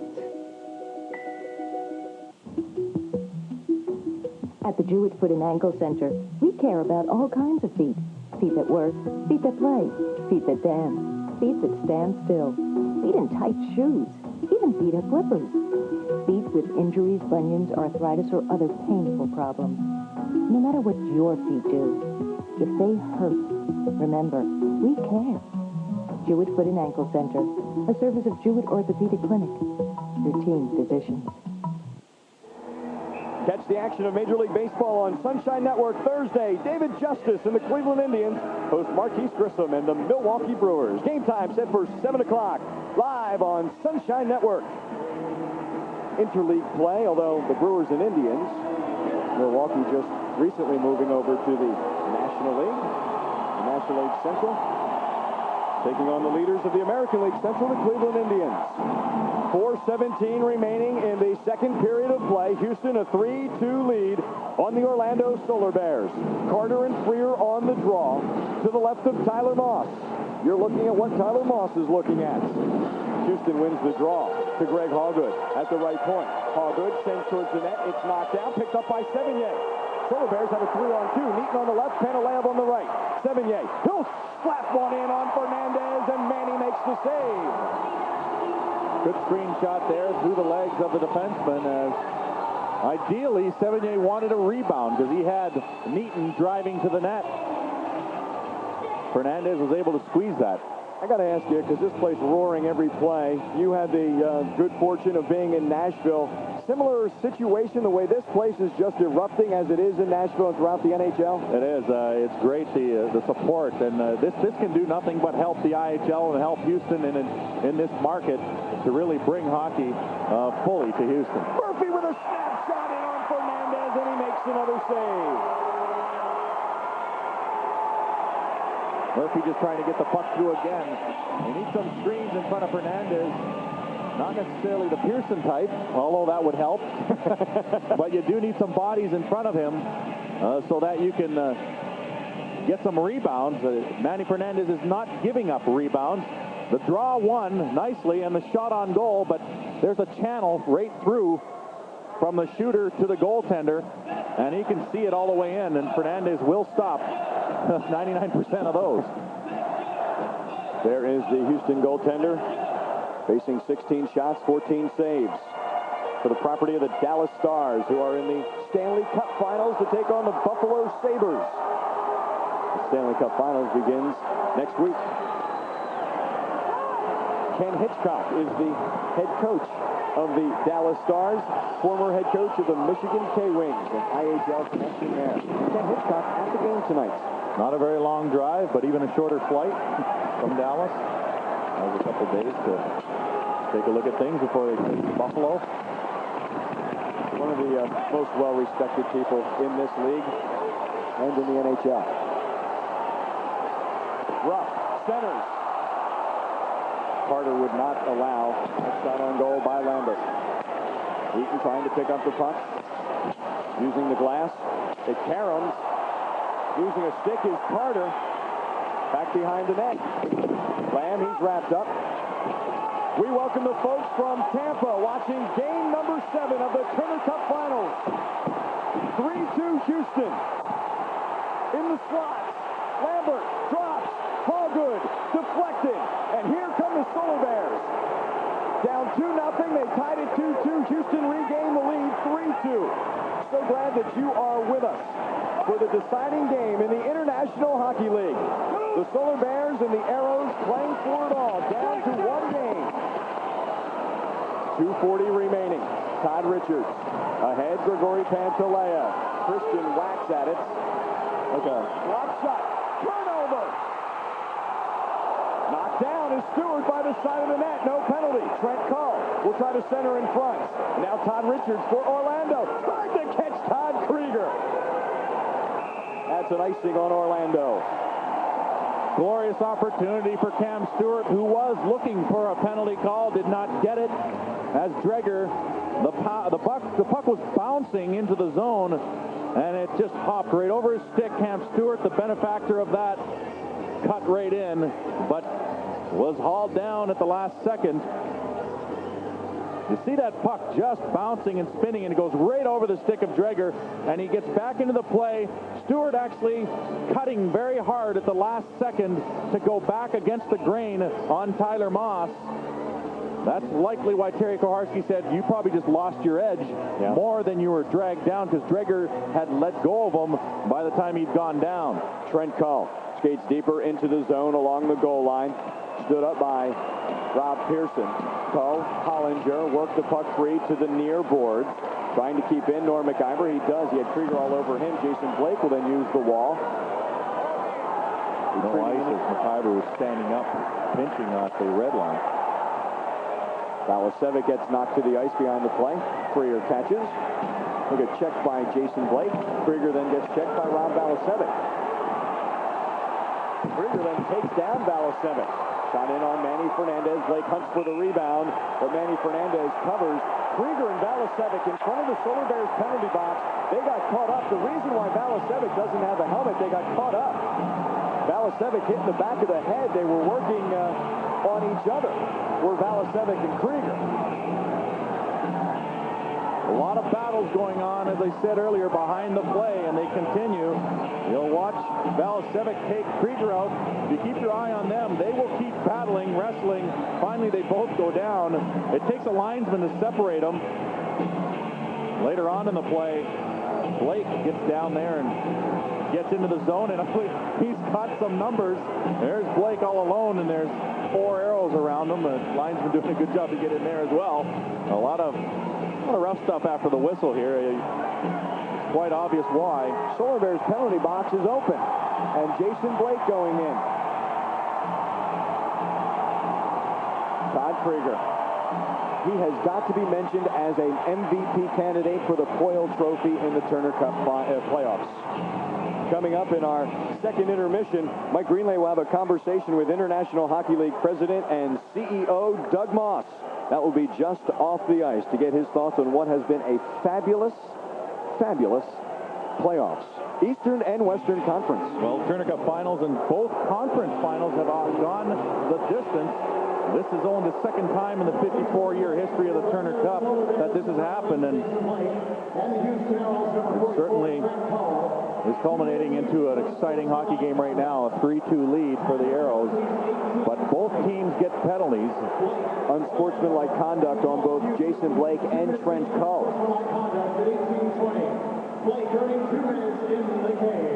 18:20, the time of the penalties. Funny, they got it behind the play. I thought maybe it could have been the stuff by the penalty box. Balicevic and Krieger. When it gets that many players going, that's when the linesmen, the referee, pull out their little black book and start writing. He didn't in this case. He knew who he wanted right off the bat. Shouldn't just get those digital things you can just talk into and just throw the... Note to self, give Blake penalty, Cull penalty. Wouldn't that just be easier?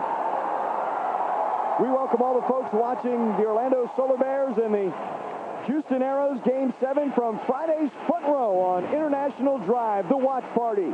This is what we wanted. We got Game 7. It is not over. We are in the second period, 3-2 Houston, leading the Orlando Solar Bears. 1:40 left in this second period. Houston slight advantage on the faceoffs, 28-24 as the faceoff comes to the left of Manny Fernandez. Sean Carter has been outstanding on the draw all playoffs. Right to Murphy. The shot gets knocked down. Murphy's going to fire again and score to tie this game at 3. He's got a rocket and he used it there. A blast that beat Fernandez on the blocker side, the short side. He got his own rebound and he used the screen and wired one into the net. It's a 4-on-4. There's a lot of room out there, and just as you said, the draw being one was important. The first shot is blocked. The second one just goes in the top corner. What a shot by Curtis Murphy. Right off the draw, it hits. It appears to be a hit Dreger, or pardon me, Panalev in the back. But after that, the screen, and right off the inside of the post. What a shot by Curtis Murphy to tie this hockey game with 1:35 left in this second period. And the assist going to the man who won the draw, Sean Carter. We are tied at 3. Hallgood loses his edge, and he collects the puck for a stoppage of play, 1:23 remaining. It's all the little plays that make the difference, and you can see just how simple a hit can make a difference in a play, how a pick can make a difference, and how a face-off being won, the possession of the puck, staying with it after you get it blocked. Curtis Murphy showed you right there what it does, and he just rifled one. Paul Dick was sliding into the play, trying to block the shot. May have even screened his own goaltender a bit, but you know what? Even without the screen, that shot was right inside the upper post, and it would have had to have been a tremendous blocker save. Keep in mind, it's not the glove side. The glove side is a little easier to make that type of save on, but on the blocker side, it's a little more difficult. Murphy was in the hardest shot in the skills competition at the All-Star game in Cincinnati. And right there, that would have been an opportunity to win it as he just unloaded to tie this game at 3. 1:05 remaining in the second period. Balicevic centers. McIver had cut towards the net. Grigory Pantaleyev for Orlando. He's got a couple of goals tonight. Puck is swept off his stick. He regains control, does pass, and softly sending down the ice. Solar Bears make a change on the icing. Well, this typically is a stronger period for Houston. And with the Solar Bears able to come back in this period like they did and have the score tied going into what is their strong period, the third period, it's got to bode well for them, at least mentally.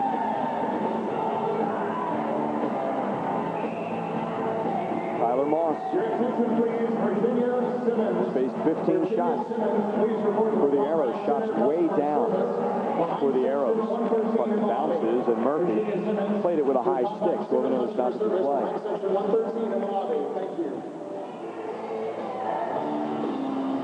Mark Beaufait, the assist on Grigory Panteleyev's goal that tied this game at 2. We'll take the draw with Brian Wiseman. Won by Houston. Oliver along the goal line. Tries to drag around Pat Neaton. Couldn't do it. 35 seconds remaining. If you look at the numbers, if you look the guy right in the chest, he won't get around you. That's one part of the body that's tough to move laterally. Wiseman ahead to Oliver. Bumped by Neaton. Now Murphy picks up the defense. Who's in the corner is Oliver. Centering attempt. Wide open score! Greg Hallgood unties this game. Houston leads 4-3.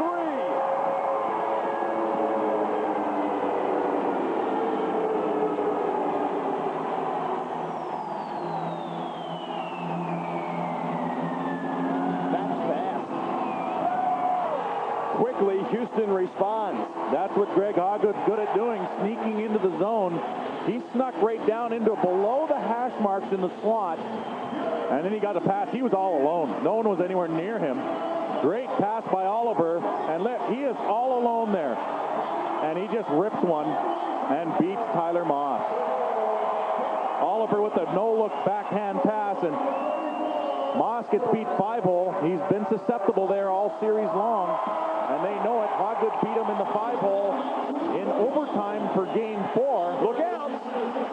4 seconds left. MacIver. Right out in front! And time runs out in the second period. It is a Houston flurry. Orlando had tied this game at 3. With a minute 35 remaining. But with 19 seconds left, 18.8 in the second period, Greg Hallgood unties it. 2-1 Houston led, leading the second period, but Grigory Panteleyev tied it with his second of the game. Houston untied it. Rob Balasevic scored his second of the game. Houston regaining the lead. Curtis Murphy on a blast tied the game up at 3. But with 18.8 seconds left in the second period, Greg Hallgood, his 4th of the playoffs, gives the Houston Aeros a 4-3 lead through 2 periods of play. The assist Oliver, the goal by Greg Hallgood, and Houston has a 1-goal lead. Mike Greenlay talks with IHL President Doug Moss when we return to Houston. What a way to decide the champion in the International Hockey League. Game 7 of the Turner Cup Finals, and through 2 periods of play, the Houston Aeros have a 4-3 lead on the Orlando Solar Bears. IHL President and CEO Doug Moss has to be smiling. He's Mike Greenlay's guest downstairs. Mike? Thank you very much, Andrew. Doug, in 95, 96, you had 4-game sweeps. Then in 97, a 6-game series. Last year and now this year, 7-game series. It's got to say a lot about the competitiveness in this league. It's been great. It's all you can ask for. I mean, the games have been exciting. They've been hard-hitting. The crowd has been into it both here and in Orlando. It's everything you look for. With a motto, you got to be there. It seems like they're really listening to that, because with the crowd this evening, it's the most people that have ever seen a Turner Cup Finals series. That's got to say a lot about the fans and also the organization. Yeah, I think it's great. I mean, this is a tribute to the 2 great organizations. They work very hard. The fans have really gotten into the hockey, and it's just a great thing to see. Going back in the car the other night, you got to be there, and it meant it for us that we can't go home. This could be the first 7-game series in the history of professional hockey that goes 8 games. Well, tell us what you guys are doing in the IHL office with in terms of the NHL. I know you're trying to get affiliations, and one of the best examples, I suppose, is the Orlando Solar Bears. Next year will be affiliated with the Atlanta Thrashers, the NHL. Yeah, exactly. You know, we're looking at the style of hockey and the kind of hockey to be playing out here, and we think it's a great idea to have a blend. You don't want all young people. You don't want all veterans. You need that mix. When you look at a championship team, you don't do it with all physical players. You don't do it with all finesse players. You do it with the blend. And that's what we're looking to put together here in the IHL. I think it's the best product that you can put on the ice and the best entertainment product for the fans.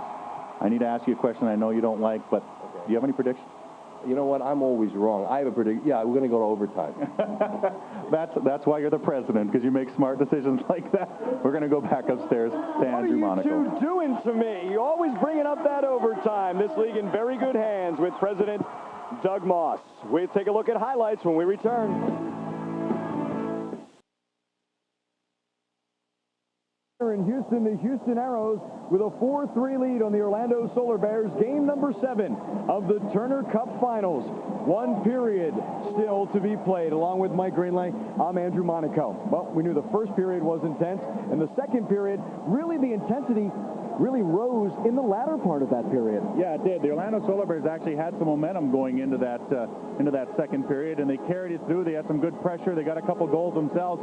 We always know that the Solar Bears have a chance of coming back, but the Houston Aeros, they have a lot of talent. They have a lot of sneaky guys, and what Greg Hoggood there did is give his team a lead going into the third period, something that they don't give up too often. Whether you want to call him sneaky, shifty, nifty, Grigory Pantaleev with Orlando down 2-1 tied this game with the first goal to open up the second period. Yeah, he had some help. It was a nice play. Hollinger gets a shot on goal, and it's Krieger who gets shoved through the goaltender, and in that by Trent Collins. So Pantaleev really has an open net there. The referee says, well, if you push him into your own goaltender, we're not going to give you anything there. And then Valasevic, his second power play goal from Freer again, and he puts it upstairs for the second time in this game, and all of a sudden it's a different score. But Curtis Murphy says, we're not done yet. A block shot, and then the rebound, Paul Dick tries to block this one. It doesn't. It goes in the top corner, and all of a sudden a tie hockey game again. As I said, never say die for both these teams. And Oliver makes a nice backhand pass to a wide open Greg Hoggood. I still don't know how he got there so wide open, but he makes it count. 5-hole, and it's a 4-3 score. And again, the Houston Aeros have the lead going into the next period. It was Hoggood who won game number 4 in overtime, haunting Orlando here in the second period. The Orlando Solar Bears, second intermission. Game number 7 of the Turner Cup Finals. The winner tonight captures the IHL crown and the Turner Cup trophy. Names will be etched on that trophy. Sprint stats through 2 periods of play. Houston with the 1-goal lead. They had the 1-goal lead at the end of the first period. Shots on goal, advantage Orlando. The power play, an ally of the Houston Aeros. They have converted twice in 4 chances. Orlando 1 for 5. Not many shots on those power plays. Face-off slight edge of Houston. We get closer to the third period of play. Aeros holding a 1-goal lead on Orlando. SunshineNetwork.com. Keystrokes away when you're on the way. SunshineNetwork.com. Right at your fingertips, covering all the action. Your web source for big-time Florida sports. What has, what should, what is predicted to happen. A fan's interactive guide. Continuous live scoring. Weekly and daily editorial. Prep, sports coverage. Team and TV schedules, stats, standings, and a whole lot more. Serious sports surfing. SunshineNetwork.com. The Houston Aeros and the Orlando Solar Bears head towards the third period of play in Game 7 of the Turner Cup Finals. The Aeros with a 4-3 lead on the Solar Bears. Orlando in a familiar position, are they not? They had led going into the third period of Game 4, but fell behind 4-2. And they scored 2 goals on just 6 shots. You talk about taking advantage of your opportunities. In Game 4, 2 goals on 6 shots. Game 5, 3 goals on 8 shots. And then they won in OT on Rob Pearson's goal, 14 seconds into the extra session. And then game number 6, 2 nights ago, just 4 shots on goal, but they scored twice. You got to love that shot percentage of 50%. That's what Orlando has done. Conversely, think of Houston playing good defense by limiting the shots, but allowing Orlando to score. And the Solar Bears taking full advantage of their opportunities. The Houston Aeros return to the ice. The Orlando Solar Bears doing the same thing. Third period of play is fast approaching. Manny Fernandez for Houston. Tyler Moss, the goaltender for Orlando. The Orlando Miracle. Hey, we got game. The WNBA is here. It's time for you to join in. The Orlando Miracle begin their inaugural season this Thursday, June 10th, against the two-time defending champion Houston Comets. And now is your opportunity to become a part of history by becoming a Miracle season ticket holder today. For more information, call 407-916-WNBA. Last night in Mankato, Minnesota, the Orlando Miracle defeated the Minnesota Lynx 80-76, and the first game of the Orlando Miracle WNBA basketball debuts on Sunshine Network against the Detroit Shock Thursday, June 17th, from a very familiar place, the Palace of Auburn Hills. Tip-off at 7:30. David Steele and Leah Secunda will have the call all season on Sunshine Network. Well, it comes down to goaltending now, and Tyler Moss has to have a no-goal period, whereas these Solar Bears are looking to try and dent that armor of Manny Fernandez. He has been pretty spectacular tonight, but the Aeros have got him the goals that they need. Now they lead the game, as they say, 20 miles, 20 smiles. Well, they're going to have to fight hard because the Solar Bears, this is right in their kitchen, isn't it? It sure is. Paul Dick with a shot, whistled high and wide. Freer behind the net, Terry Hollinger. Both Blake and Cull skate out of the penalty box, teams at full strength. That is Houston when leading after 2 periods of play. But remember, Game 5 and Game 6, where Orlando was trailing and came back to win, forcing this Turner Cup Finals to a Game 7. Blake out of the penalty box with a blast. Fernandez able to stick aside. Oliver behind the net, actually hits Norm McIver, but then Oliver skates away with the puck. Forecheck by Rob Pearson, but he can't keep the puck in the zone. Swept all the way down the ice. Barry Drager will get there first. He'll touch for an icing 1 minute into the third period of play. Well, physical play is going to be key, and Barry Drager is going to be out there for that. The Solar Bears have to lay the body in their own zone and create an opening for them to break it up the ice. They have a lot of speed in their lineup. They need a force now. They've been able to really open it up in third period play. This is their best period. They would have much rather come into it tied, but a late minute goal by the Houston Aeros that shows that the Aeros, you know why they outscored everyone in the IHL this year. Statement period really for both teams. Houston wants to prove that it can keep the lead. Orlando wants to prove that it can continue to come back. Well, they want to be part of history, Solar Bears for obvious reasons, but Houston Aeros don't want to be part of that history. No, they really don't. Andrew Zach along the goal line. Up ahead to Lane Lambert. Lambert taps to Mark Lamb. Houston stays on side. Lamb gets rubbed out by Todd Richards. Pantaleo goes for the loose puck, knocks it free. Now Barry Drager with the puck. Ahead to Pierre Sevigny. Hits Pantaleo, who has a couple of goals tonight, does pass. Sevigny will sweep into the zone. Fernandez leaves for Trent Cull.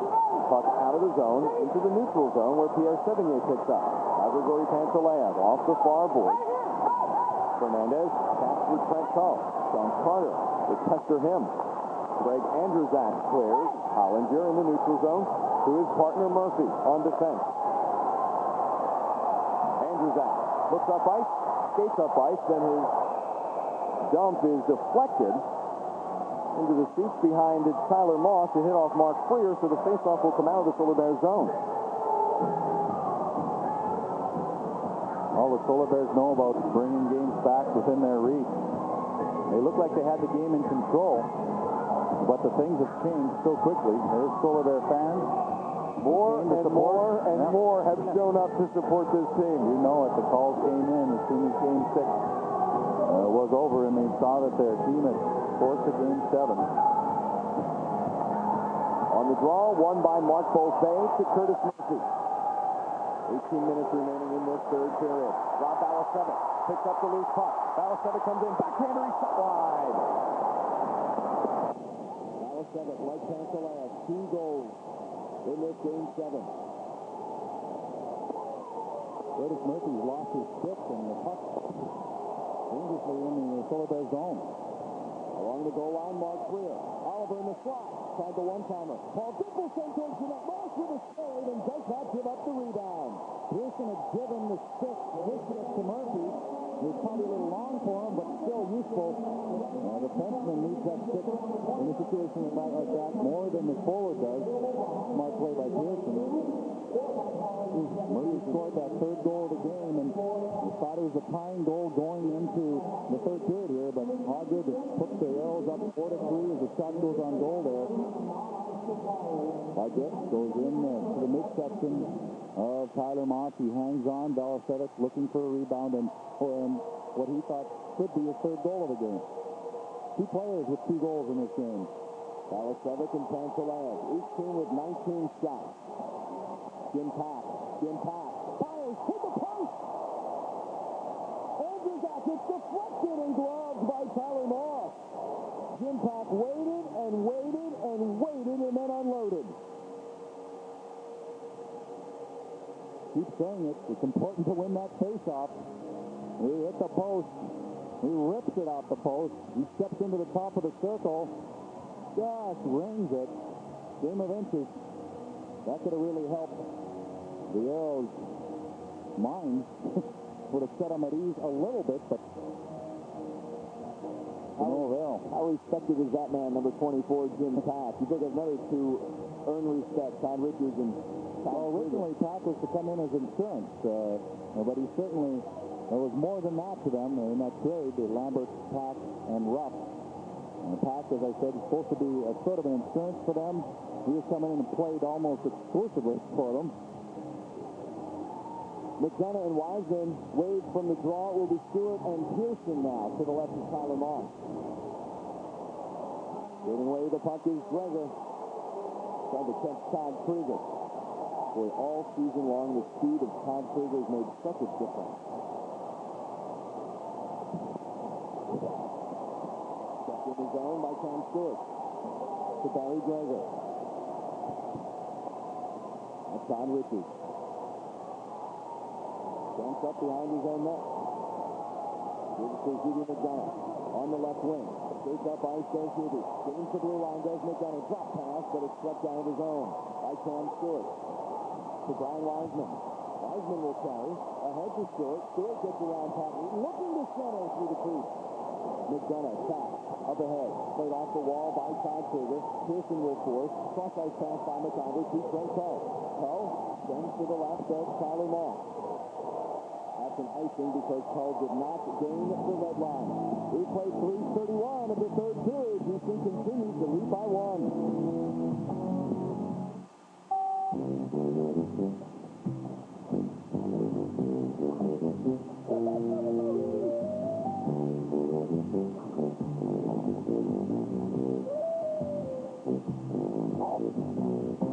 When it's suddenly occurs to you that you need to make a call, only Bell South Mobility works when and where you need it.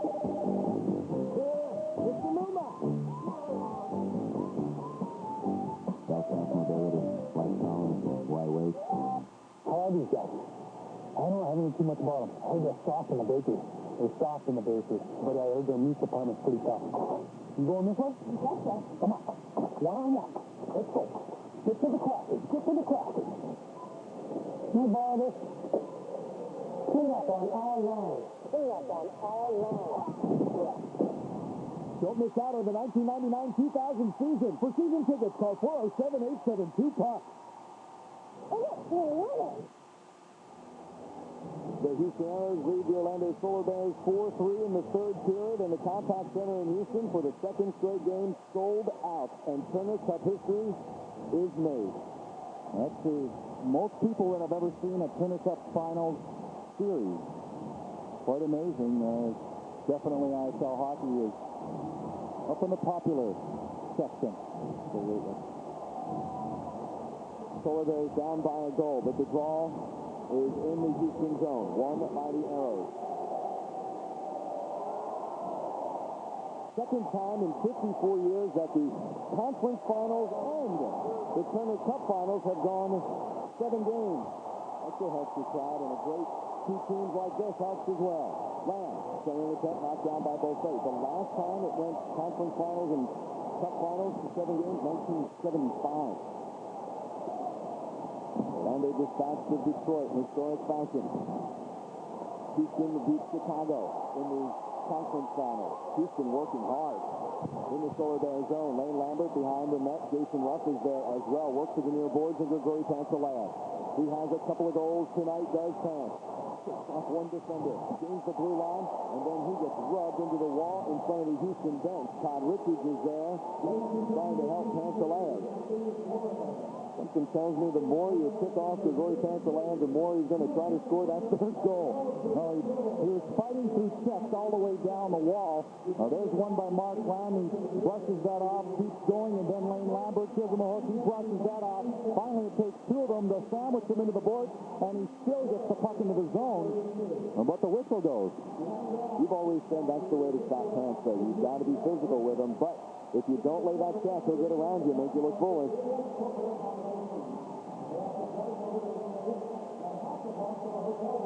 Kurt Fraser looking on. 15:41 remaining in the third. Blake on the draw. He's flanked by Mackey on his left, Pearson on his right. Richards and Hollinger defensively. Freer will take the draw against Blake with Oliver on his left, Alasevic on the right. Pack and Andrews out.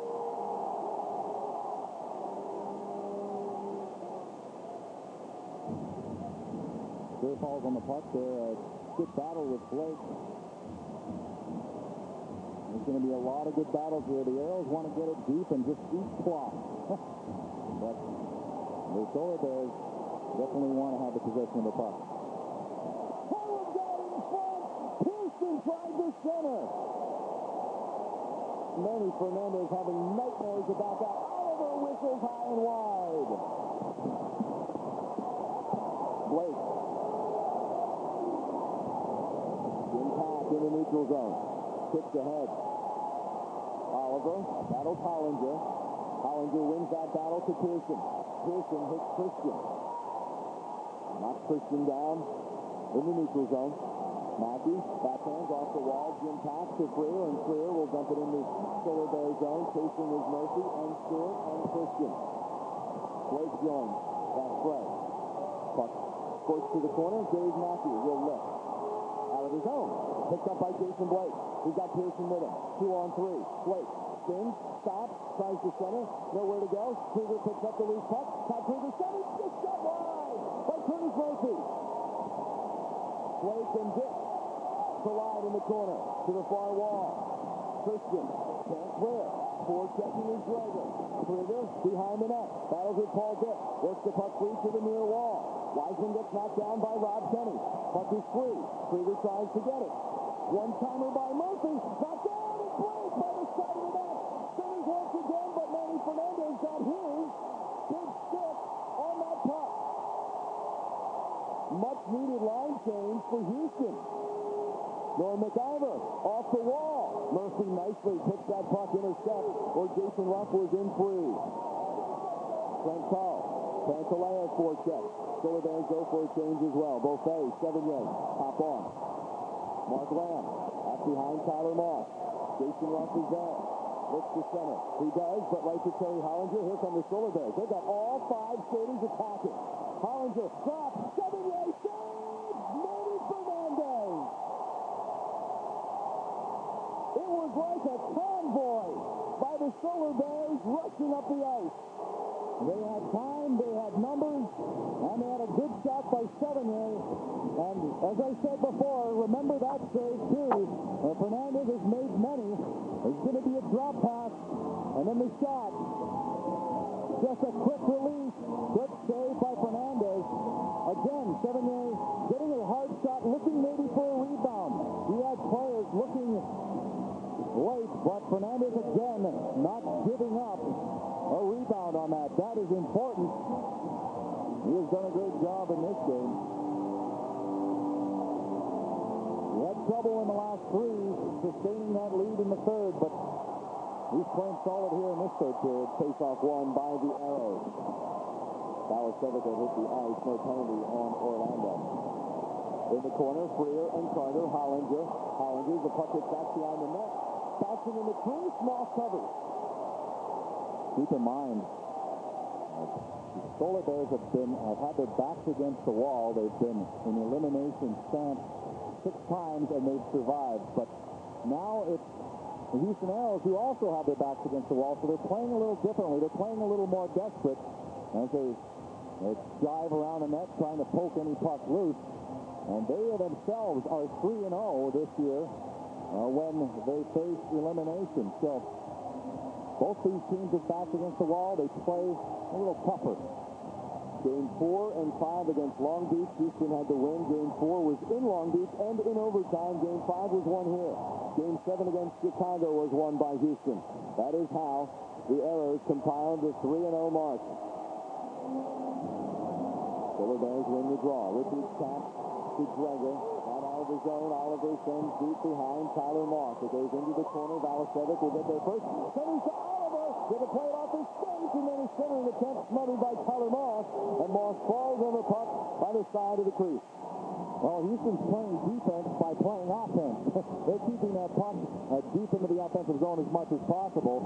And centering the puck to Oliver, who just kicked it off his skate a little too hard. He wanted to just tap it up to his stick and then try and find his line mate on the back door. Not possible there off the hard skate blade. Tyler Moss smartly covers up. And that really will be the smart play in the third, will it not, to cover up? Well, I mean, like I said, Fernandez has not given up rebounds in this third. Moss can't either. And that's going to be the key. Players are going to be shooting at those pads because those are tough to control. Keep the shots on goal. 5 period. 4-2 Houston here in the third. Here come the Solar Bears. Curtis Murphy. He's got Krieger on his left. Delivers the puck. Shot save Fernandez. It was whistled in by Krieger, but Fernandez made the save. 12:51 remaining in this third period of play. The Solar Bears trying to mount another comeback. Houston leads 4-3. Welcome back. 4-3 Aeros. Trent Cull playing a solid game. Before the game, mentioned to me that he wanted to say hi to his family up in Georgetown, Ontario, watching. Postponed a trip to the lake to watch them in Game 7, as are probably all the families of both teams cheering on their respective players. He just waved as if on cue. How did he know that? Face off to the right of Manny Fernandez. Andrew stopping the blast by Todd Krieger. Freer and McDonough on the draw. One by Hubie. Shot save. Hit the side by Fernandez.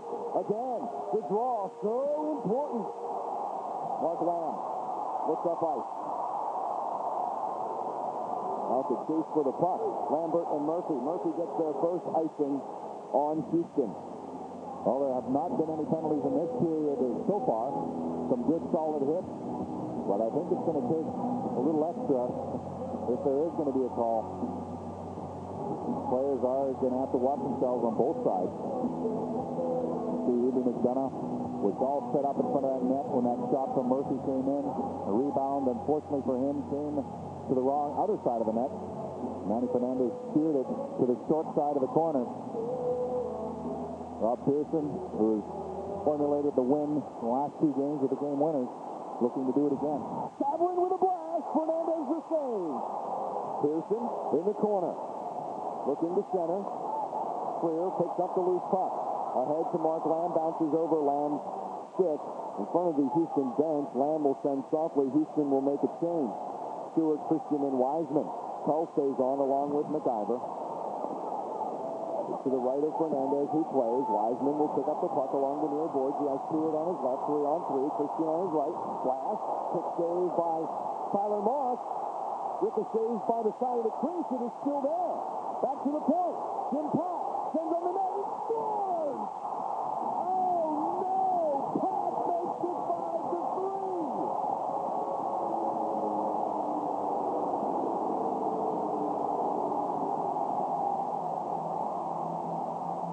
You could see that one coming just by the way that they were forcing, and then that puck comes out to the point, and the screen in front. You said Jim Pat for insurance? Could that be an insurance goal? Yes, I think so. That's a tough way to go in the third period. In this kind of game with both teams on the verge, it's tough to come back. The scramble in front of the net, they couldn't clear the rebound, and then Pat just sends it towards the net. We said, I don't think it touched anyone. And we see if Cam Stewart puts in the crease, it's going to count anyways, but Sam Stewart is in the crease. Well, it's hard to tell from here, but he was screaming, and he did a good job of it. Jim Pack gets the goal, and it's 5-3. It's a 2-goal lead, and it's going to be certainly hard for them to come back from something like this. But they've done it before. The Solar Bears know how to come back in games. Got them right where we want them. 5-3. Pass from Wiseman and Christian. Wiseman's second assist for Jeff Christian. His third assist of the night. Lost glove, and he will hang on. 11:34 remaining. Jim Pack, his second of the playoffs. First here in the Turner Cup. Jeff Christian, 3 assists tonight for the Houston Aeros. It is a former Lumberjack and a former Lumberjack, Rob Pearson, who's gotten Orlando into this position for Kurt Fraser. Sometimes the trades you make at the deadline can really come and help you, and certainly both teams made some savvy moves at the deadline or just before it. There is Rob Pearson. He has been a Solar Bear hero. All good, a blast. That is knocked down. He's going to try to keep in the zone from his belly. Instead, it is Pierre Sevigny. He's got Panalev in the slot. Sevigny skitters, but it's behind Panalev. Then Blake gets checked in the corner. Panalev tries to pick up the puck, but Paul Dick sends out of the zone, and a whistle stops play back in the Houston zone. Panalev is looking for his third goal. Unfortunately, just behind him, he just could not get it in there, out of the skates.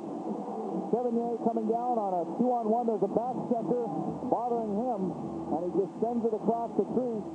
And see the stick just trailing on the edge there. Good job by Paul Dick in trying to take that stick away, but yes, if he has so much speed, if he just slowed up a bit, he may have had a chance at that loose puck. Panalev could see Sevigny better than Sevigny could see Pants, and Pants knew that Sevigny did not have control of the puck. So I like the way he kept that stick behind him, almost anticipating the pass being behind him from Sevigny. Well, you have to open yourself up unless you want to take it on your backhand, and the more powerful shot, especially for Panalev, is on the forehand. He tried to open himself up, just missed it by about a foot. Todd Richards, as the Solar Bears win the draw. They send around to the far board. Todd Krieger, back behind Manny Fernandez. Now Rob Penny in the corner. He collides with Trent Tull and sends Tull to the ice. Penny and Tull in the corner. Richards is battling as well. Mark Beaufait comes out with the puck. Sends to Terry Hollinger. He will skate deeper into the zone. Back behind the net. Tull and McIver, Penny, Beaufait. Freer over there. So is Valasevic. Puck squirts to David Oliver. He's got Freer on a 2-on-2. Works it on Moss. Gets a shot. McIver is deep. Now Valasevic on a change for Houston. Lamb joins. He's behind the net. Overskate. Hollinger able to work free with his skate. Along the far boards is Jason Ruff. Lamb hit the ice.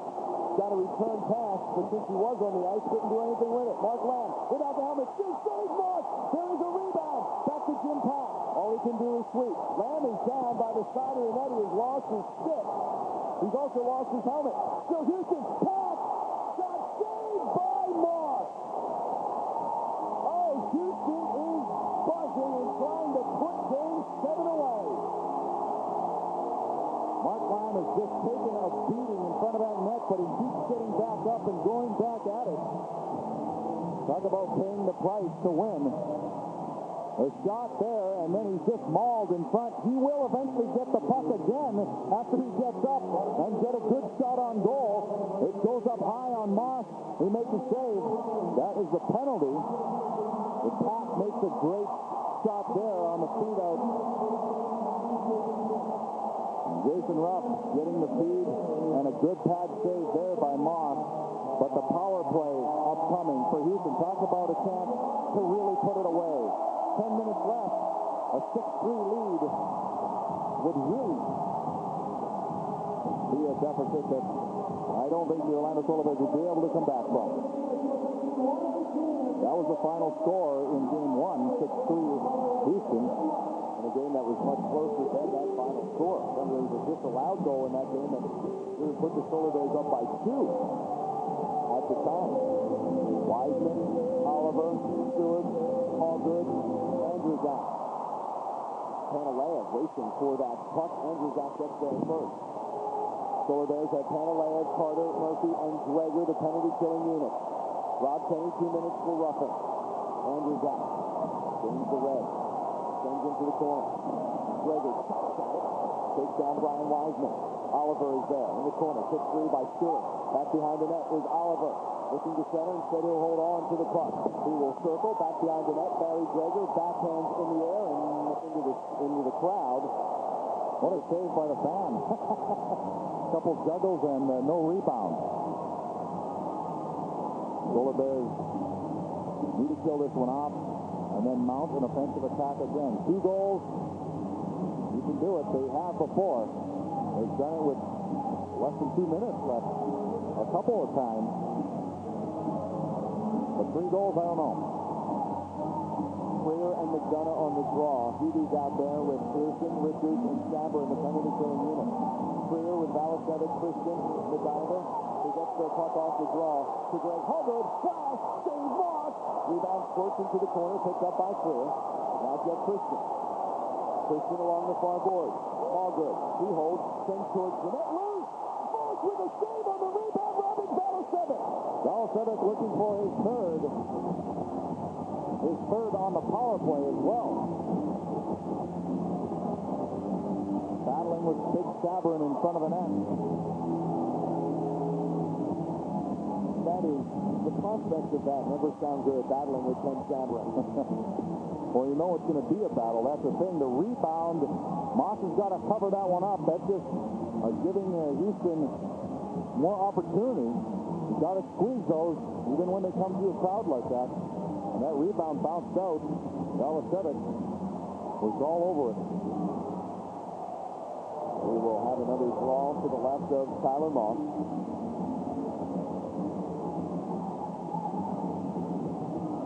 9:12 remaining.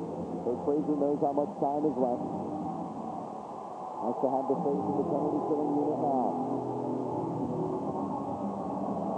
To Allgood. Flash deflected. It's wide. Back behind the net. Pearson clears. Fernandez. The play to McIver. It's Hughes McDonough forechecking. McIver will retreat. That won't stop Hughes. The cleanest of passes right there. Swing and a miss. McDonough. Nothing in 1 to count on Hughes. In fairness, it was a change-up off speed push. Wiseman gains the blue line. Sends behind the net. He gets there first. Lead for Hollinger. Oliver can't get the puck. Now Krieger. He has a short-handed goal in this series. One-timer, both save! Tag save Fernandez. Interference penalty upcoming on Houston. This is what the Solar Bears need. It'll wipe out the final 13 seconds, and then Orlando will have a power play. Keep your eye on the top part of the screen. As Krieger goes into the zone, he's just pulled off the puck by McIver. As the rebound goes to the corner. And so McIver once again finds himself in the penalty box. His fourth minor penalty. This is what would, after 15 seconds, will allow the Solar Bears a chance to get back in this game. 8:17 left. They're able to score on this power play. It's a brand new hockey game. We've seen plenty of one-goal games flip around rather quickly. Murphy will be out there. He has a goal. He tied this game at 3, but the last 2 goals have been scored by the Aeros. Grigory Pantalev, a couple of goals. Pants with 2. Murphy 1. Those are the 3 goals for the Solar Bears. Valasevic 2, Stewart, Allgood, and Pack. Pack the lone goal here in the 4th. Kurt Fraser will call timeout. Let's see, Mike. If I remember, we saw Orlando about to go in a timeout, and Kurt Fraser pulled Tyler Moss and started an incredible comeback in Detroit. That was, I believe, about 3 minutes left. Yep. Right now, a little premature, but definitely using a timeout to take a look at things. May want to change some things up on that power play because Houston's forcing pretty hard. You might want to work it down low a little more. You also might want to get it into the zone a little more. There have been some great playoff comebacks. The semifinals, game 2, Michigan was up 2-0, and the Solar Bears came back. The second period, it was 15-42. Michigan had the second goal. In the third period, they started their comeback. At 6:05, they won in overtime. You go down the list. We talked about Game 7 in the conference finals against Detroit. They scored 2 goals with less than 2 minutes left. And Orlando ended up winning in 2 overtimes. Krieger had the goal. And then Game 4, 5, and 6 of this series, they did not win Game 4, but they did force overtime with 2 goals in under 2 minutes. And then Game 5, of course, we talked about the big comeback. They flipped that score around and won to force Game 6. Of course, Game 6, we saw here the other night, they were down 2-1 going into the third period, scored 2 unanswered goals, and won that game. That's why we are here this evening. Solar Bears now on a power play. As Rob Kane comes out of the penalty box after serving his 2 minutes for roughing. Norm McIver, 2 for interference. But Houston's not letting Orlando get set up. Right out in front, the puck bounces through the crease. Now an opportunity for Orlando. 7:45 remaining in this third period. Another minute 25 on the power play. Krieger sends in behind Manny Fernandez. Gregory Pantaleev will play the puck along the near board to Terry Hollinger. Back to Pantaleev, right wing circle. Along the goal line is Beaufait. Centers, but Pearson didn't have his stick on the ice. Hollinger, he'll wind and fire. Save Fernandez, rebound, tickles wide. Beaufait along the goal line. Krieger one-timer up and over the net. By the side of the net, Franco to Freer. And he works free. Ray Lambert, one-on-one. Blast, turned aside by Moss. 45 seconds left on the power play for Orlando. 7 minutes remaining here in the third period. Pantaleev to Krieger, behind the net. Pearson in the corner. Pearson gives to Beaufait, shoots to the left point. Krieger's going to have to get there. He does. Return pass, stayed on that dasher board. Beaufait couldn't play. Works free to Mark Lamb. He ices it. 15 seconds, and McIver comes out of the penalty box. Krieger to Blake. Now Hubie McDonough sweeps into the zone, but right to Paul Dick. Dick will use the glass and clear, and that will do it for the Solar Bears power play. Norm McIver comes out of the penalty box. We're back at full strength. 6:10 remaining in the third period. Hubie McDonough across the red line, but Andrzak is able to sweep. Now Jason Blake. He gets knocked off the puck. Look out. Andrzak and Stewart. Andrzak's got is knocked down by Curtis Murphy. Solar Bears have some numbers, 4-on-3. Blake will send in and just kicked aside by Fernandez. Quickly, Hubie McDonough tried to backhand towards the net. Murphy pushing in, shot high and wide over the net. Richards will try to keep in at the left point. He does. Stays deeper in the zone. Hubie McDonough will battle for the puck with Freer. Andrzak and Richards in the corner. Puck is worked free. Hubie's back behind the net. He centers. It's deflected. Blake couldn't get it. Murphy fakes. McDonough right wing circle. He fans. And a tripping penalty is upcoming. Called by Terry Toharski.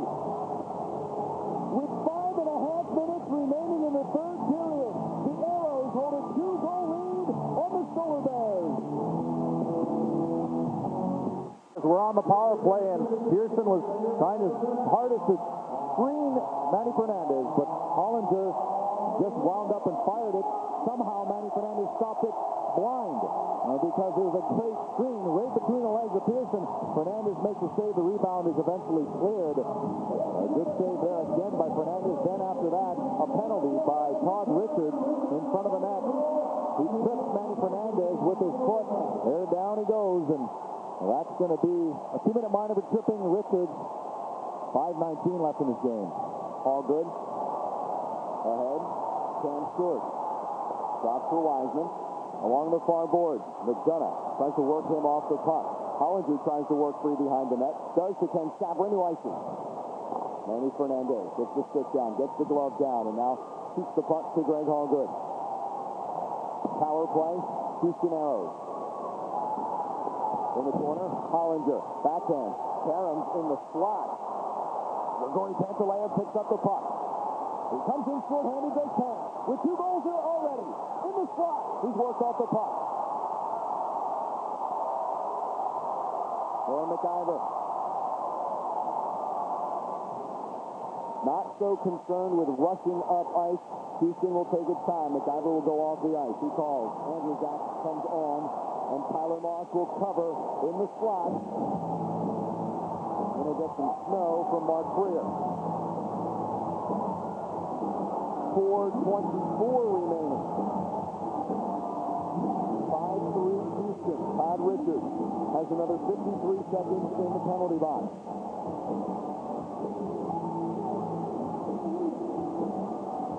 Faceoff will come to the left of Tyler Moss.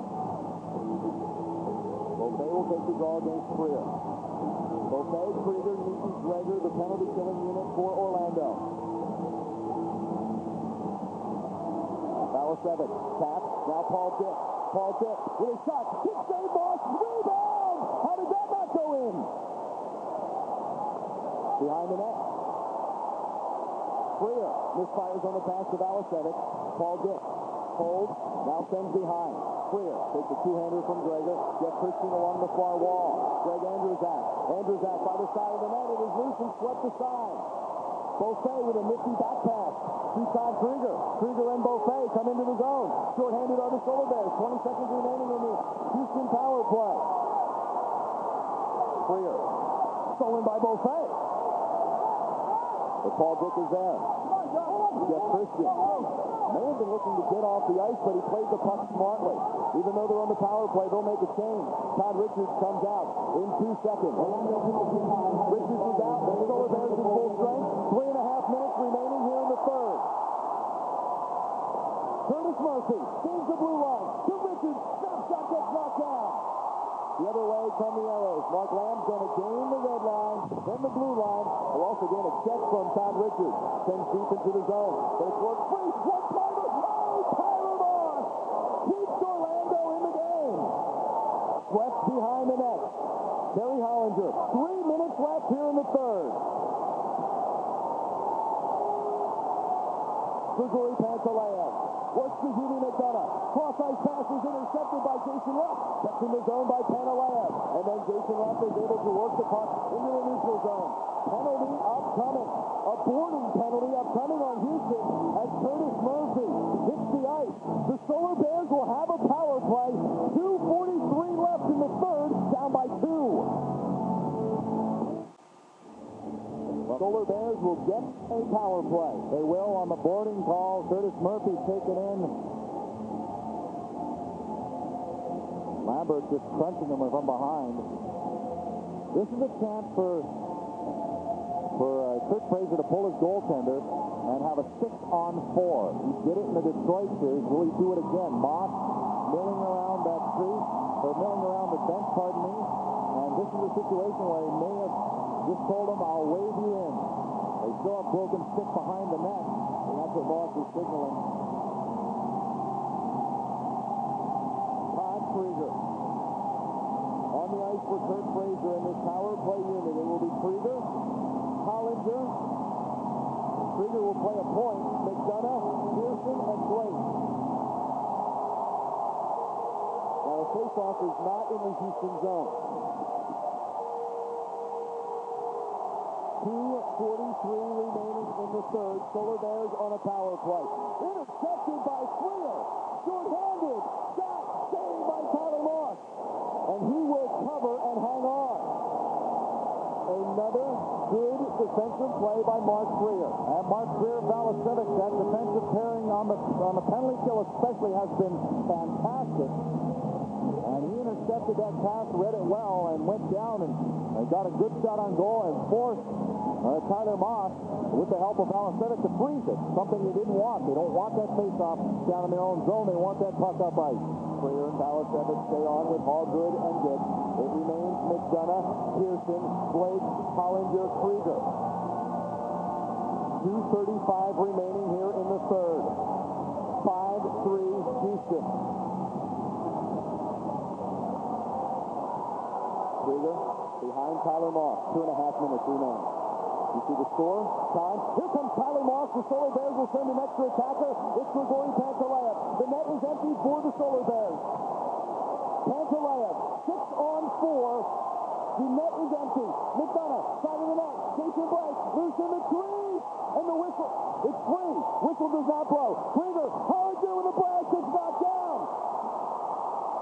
Krieger can't clear. Keep in mind they can dump it down the ice without the threat of icing here. The gamble by Kurt Fraser. He has pulled Tyler Moss for an extra attacker. The sixth attacker is on the ice. Solar Bears down by 2. Approaching a minute left on the power play. Knocks into the corner, and that's where Hollinger has the puck. Now Blake behind the net. Try to go cross ice to Pantaleyev. Pantaleyev will play off the board to McDonough. Krieger, left wing circle, up and over the net. Into the corner. Pearson goes back to Krieger at the left point. Now Pearson. Cross ice Hollinger. Hollinger to Krieger. Left wing circle. It got knocked down in front.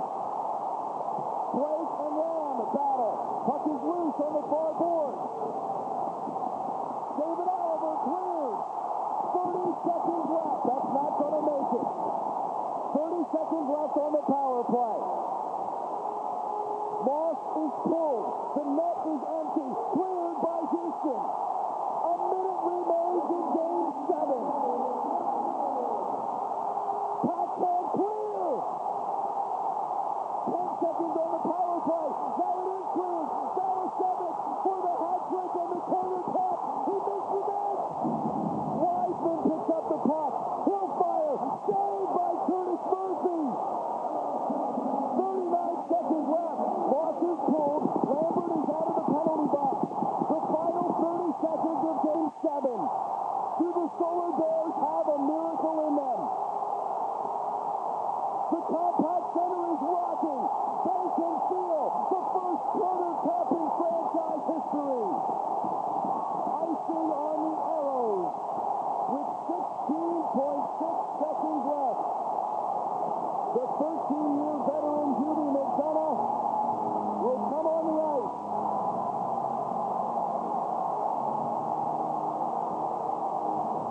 Judy wants more time on that clock. Time is precious for the Orlando Solar Bears. Rob Pearson. Mike Greenley, you can't work harder than the Solar Bears did on that power play. They pestered and pestered and pestered. They gave it everything they had there, and they just could not get the puck through the wall of players in front of Manny Fernandez. 16.6 seconds. They were looking for more time to be put on the clock. And now the power play is over. If they leave Moss out, it'll be a 6-on-5. But on that 6-on-4, they just could not penetrate the defense of Houston. And as a matter of fact, Rob Balasevic missed an open net, hit the post as he was being bothered on the way back to really solidify this game. But 2 goals in 16.6 seconds. I'm not going to say I don't believe because I've seen some pretty amazing things. But the Houston Aeros are unified. Draw won by Houston. Andrew Zach along the backboard. Centered, cleared. The Houston Aeros 10 seconds away from a Turner Cup. They're counting it down at the compact center. The Houston Aeros win the first Turner Cup in franchise history. Let the celebration begin. The Turner Cup belongs to the Houston Aeros. They were the best in the regular season. They were the best in the Western Conference. And now they're the best in the IHL. The storybook season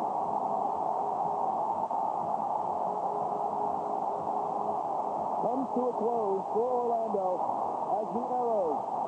They did it the hardest way possible, playing a maximum number of games that they put out in the run to the Cup. How about Manny Fernandez? Is he validated, Mike Greenley? I ask you to remember a few saves that he made throughout that game. He made a couple in the first period. He made a save in the second, as well as some in the third that you just have to remember. because they are game changers. And Fernandez certainly, if anything, not that he really had anything to be disappointed about, but had a very solid game today. And that's what it came down to, I believe. That with the game-turning Hodgett goal at the end of the second period. The storybook season of the Orlando Solar Bears does not contain the fairy tale ending. The team that etched its name in the IHL record book with a historic comeback against the Detroit Vipers. They certainly have etched themselves into the heart with indomitable and memorable comebacks throughout these playoffs.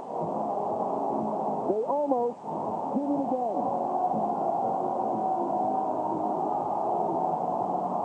What a team.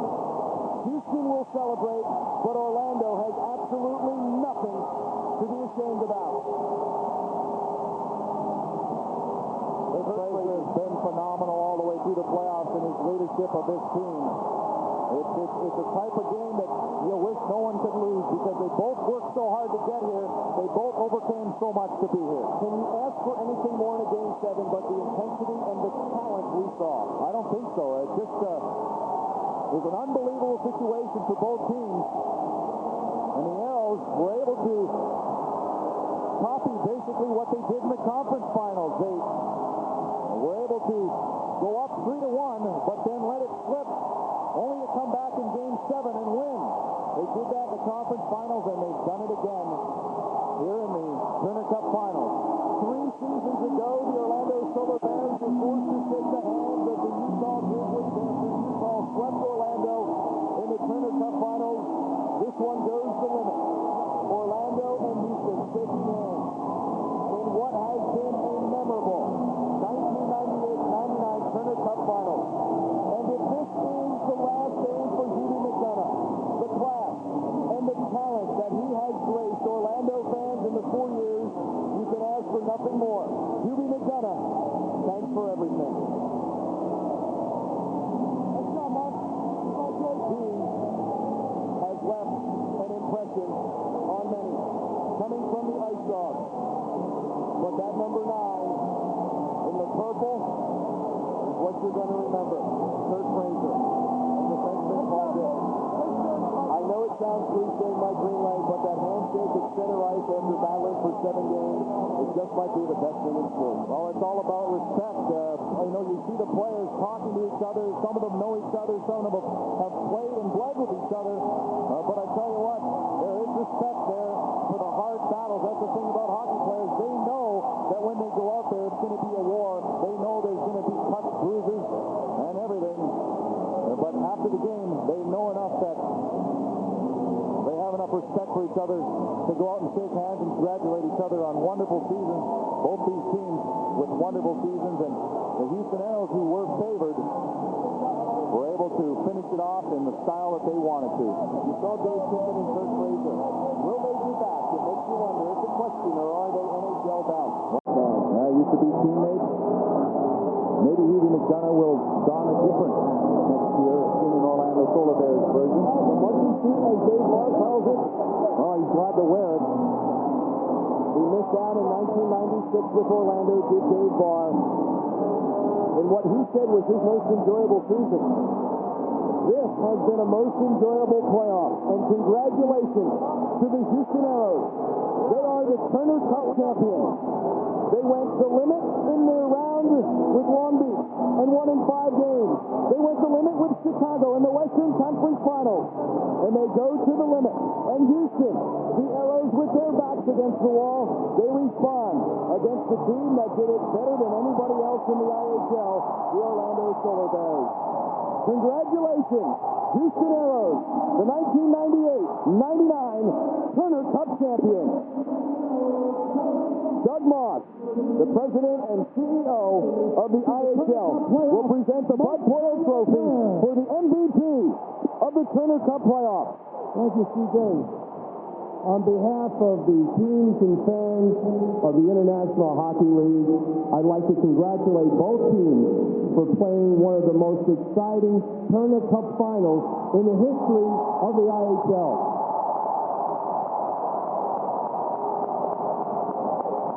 And now it's my pleasure to present the NR Bud Poyle Trophy for the most valuable player. He is number 22 from the Houston Aeros, Mark Freer.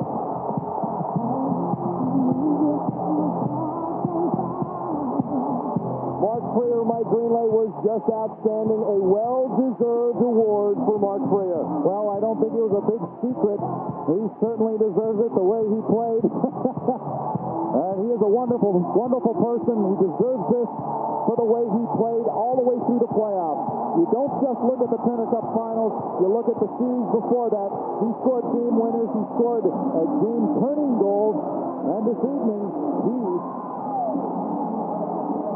was fantastic. He had 22 points in the playoffs, 2 assists tonight, and he was just fantastic. He deserves that trophy, and he'd be glad to share it with his team. There were personal awards for the Houston Aeros. We talked about all the awards. Now they get the Turner Cup, which will be presented to the Houston Aeros. Here comes the Turner Cup. Orlando forced this cup to be packed up after Game 5. And it was not coming out after Game 6. It was coming out after Game 7. And once again, Doug Moss. All Detroit hockey town. From what I've seen in Houston this year, and what's going on in Dallas right now, the state of Texas is doing really very well. And now I'd like to congratulate the 1999 Turner Cup champion, Houston Aeros. For your teammates,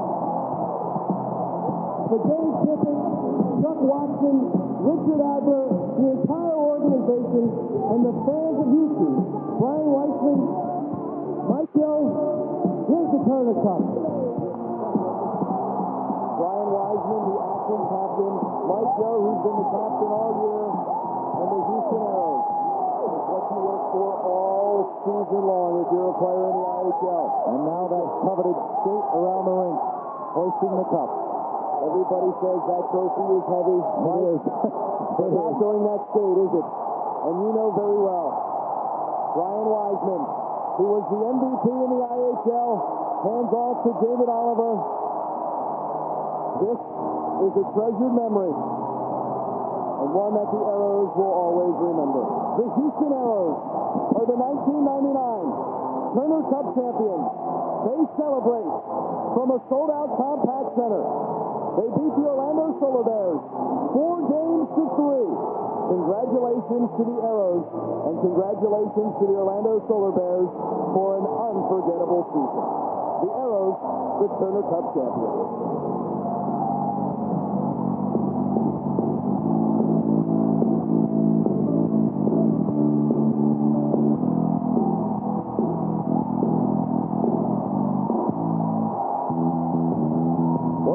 Solar Bears hockey is brought to you by Bell South, proud to be an official sponsor of the Orlando Solar Bears. By Florida Hospital, the exclusive hospital of the Orlando Solar Bears. By Pepsi One, true cola taste, 1 calorie. And by your friendly Dodge dealers. See your Dodge dealers today.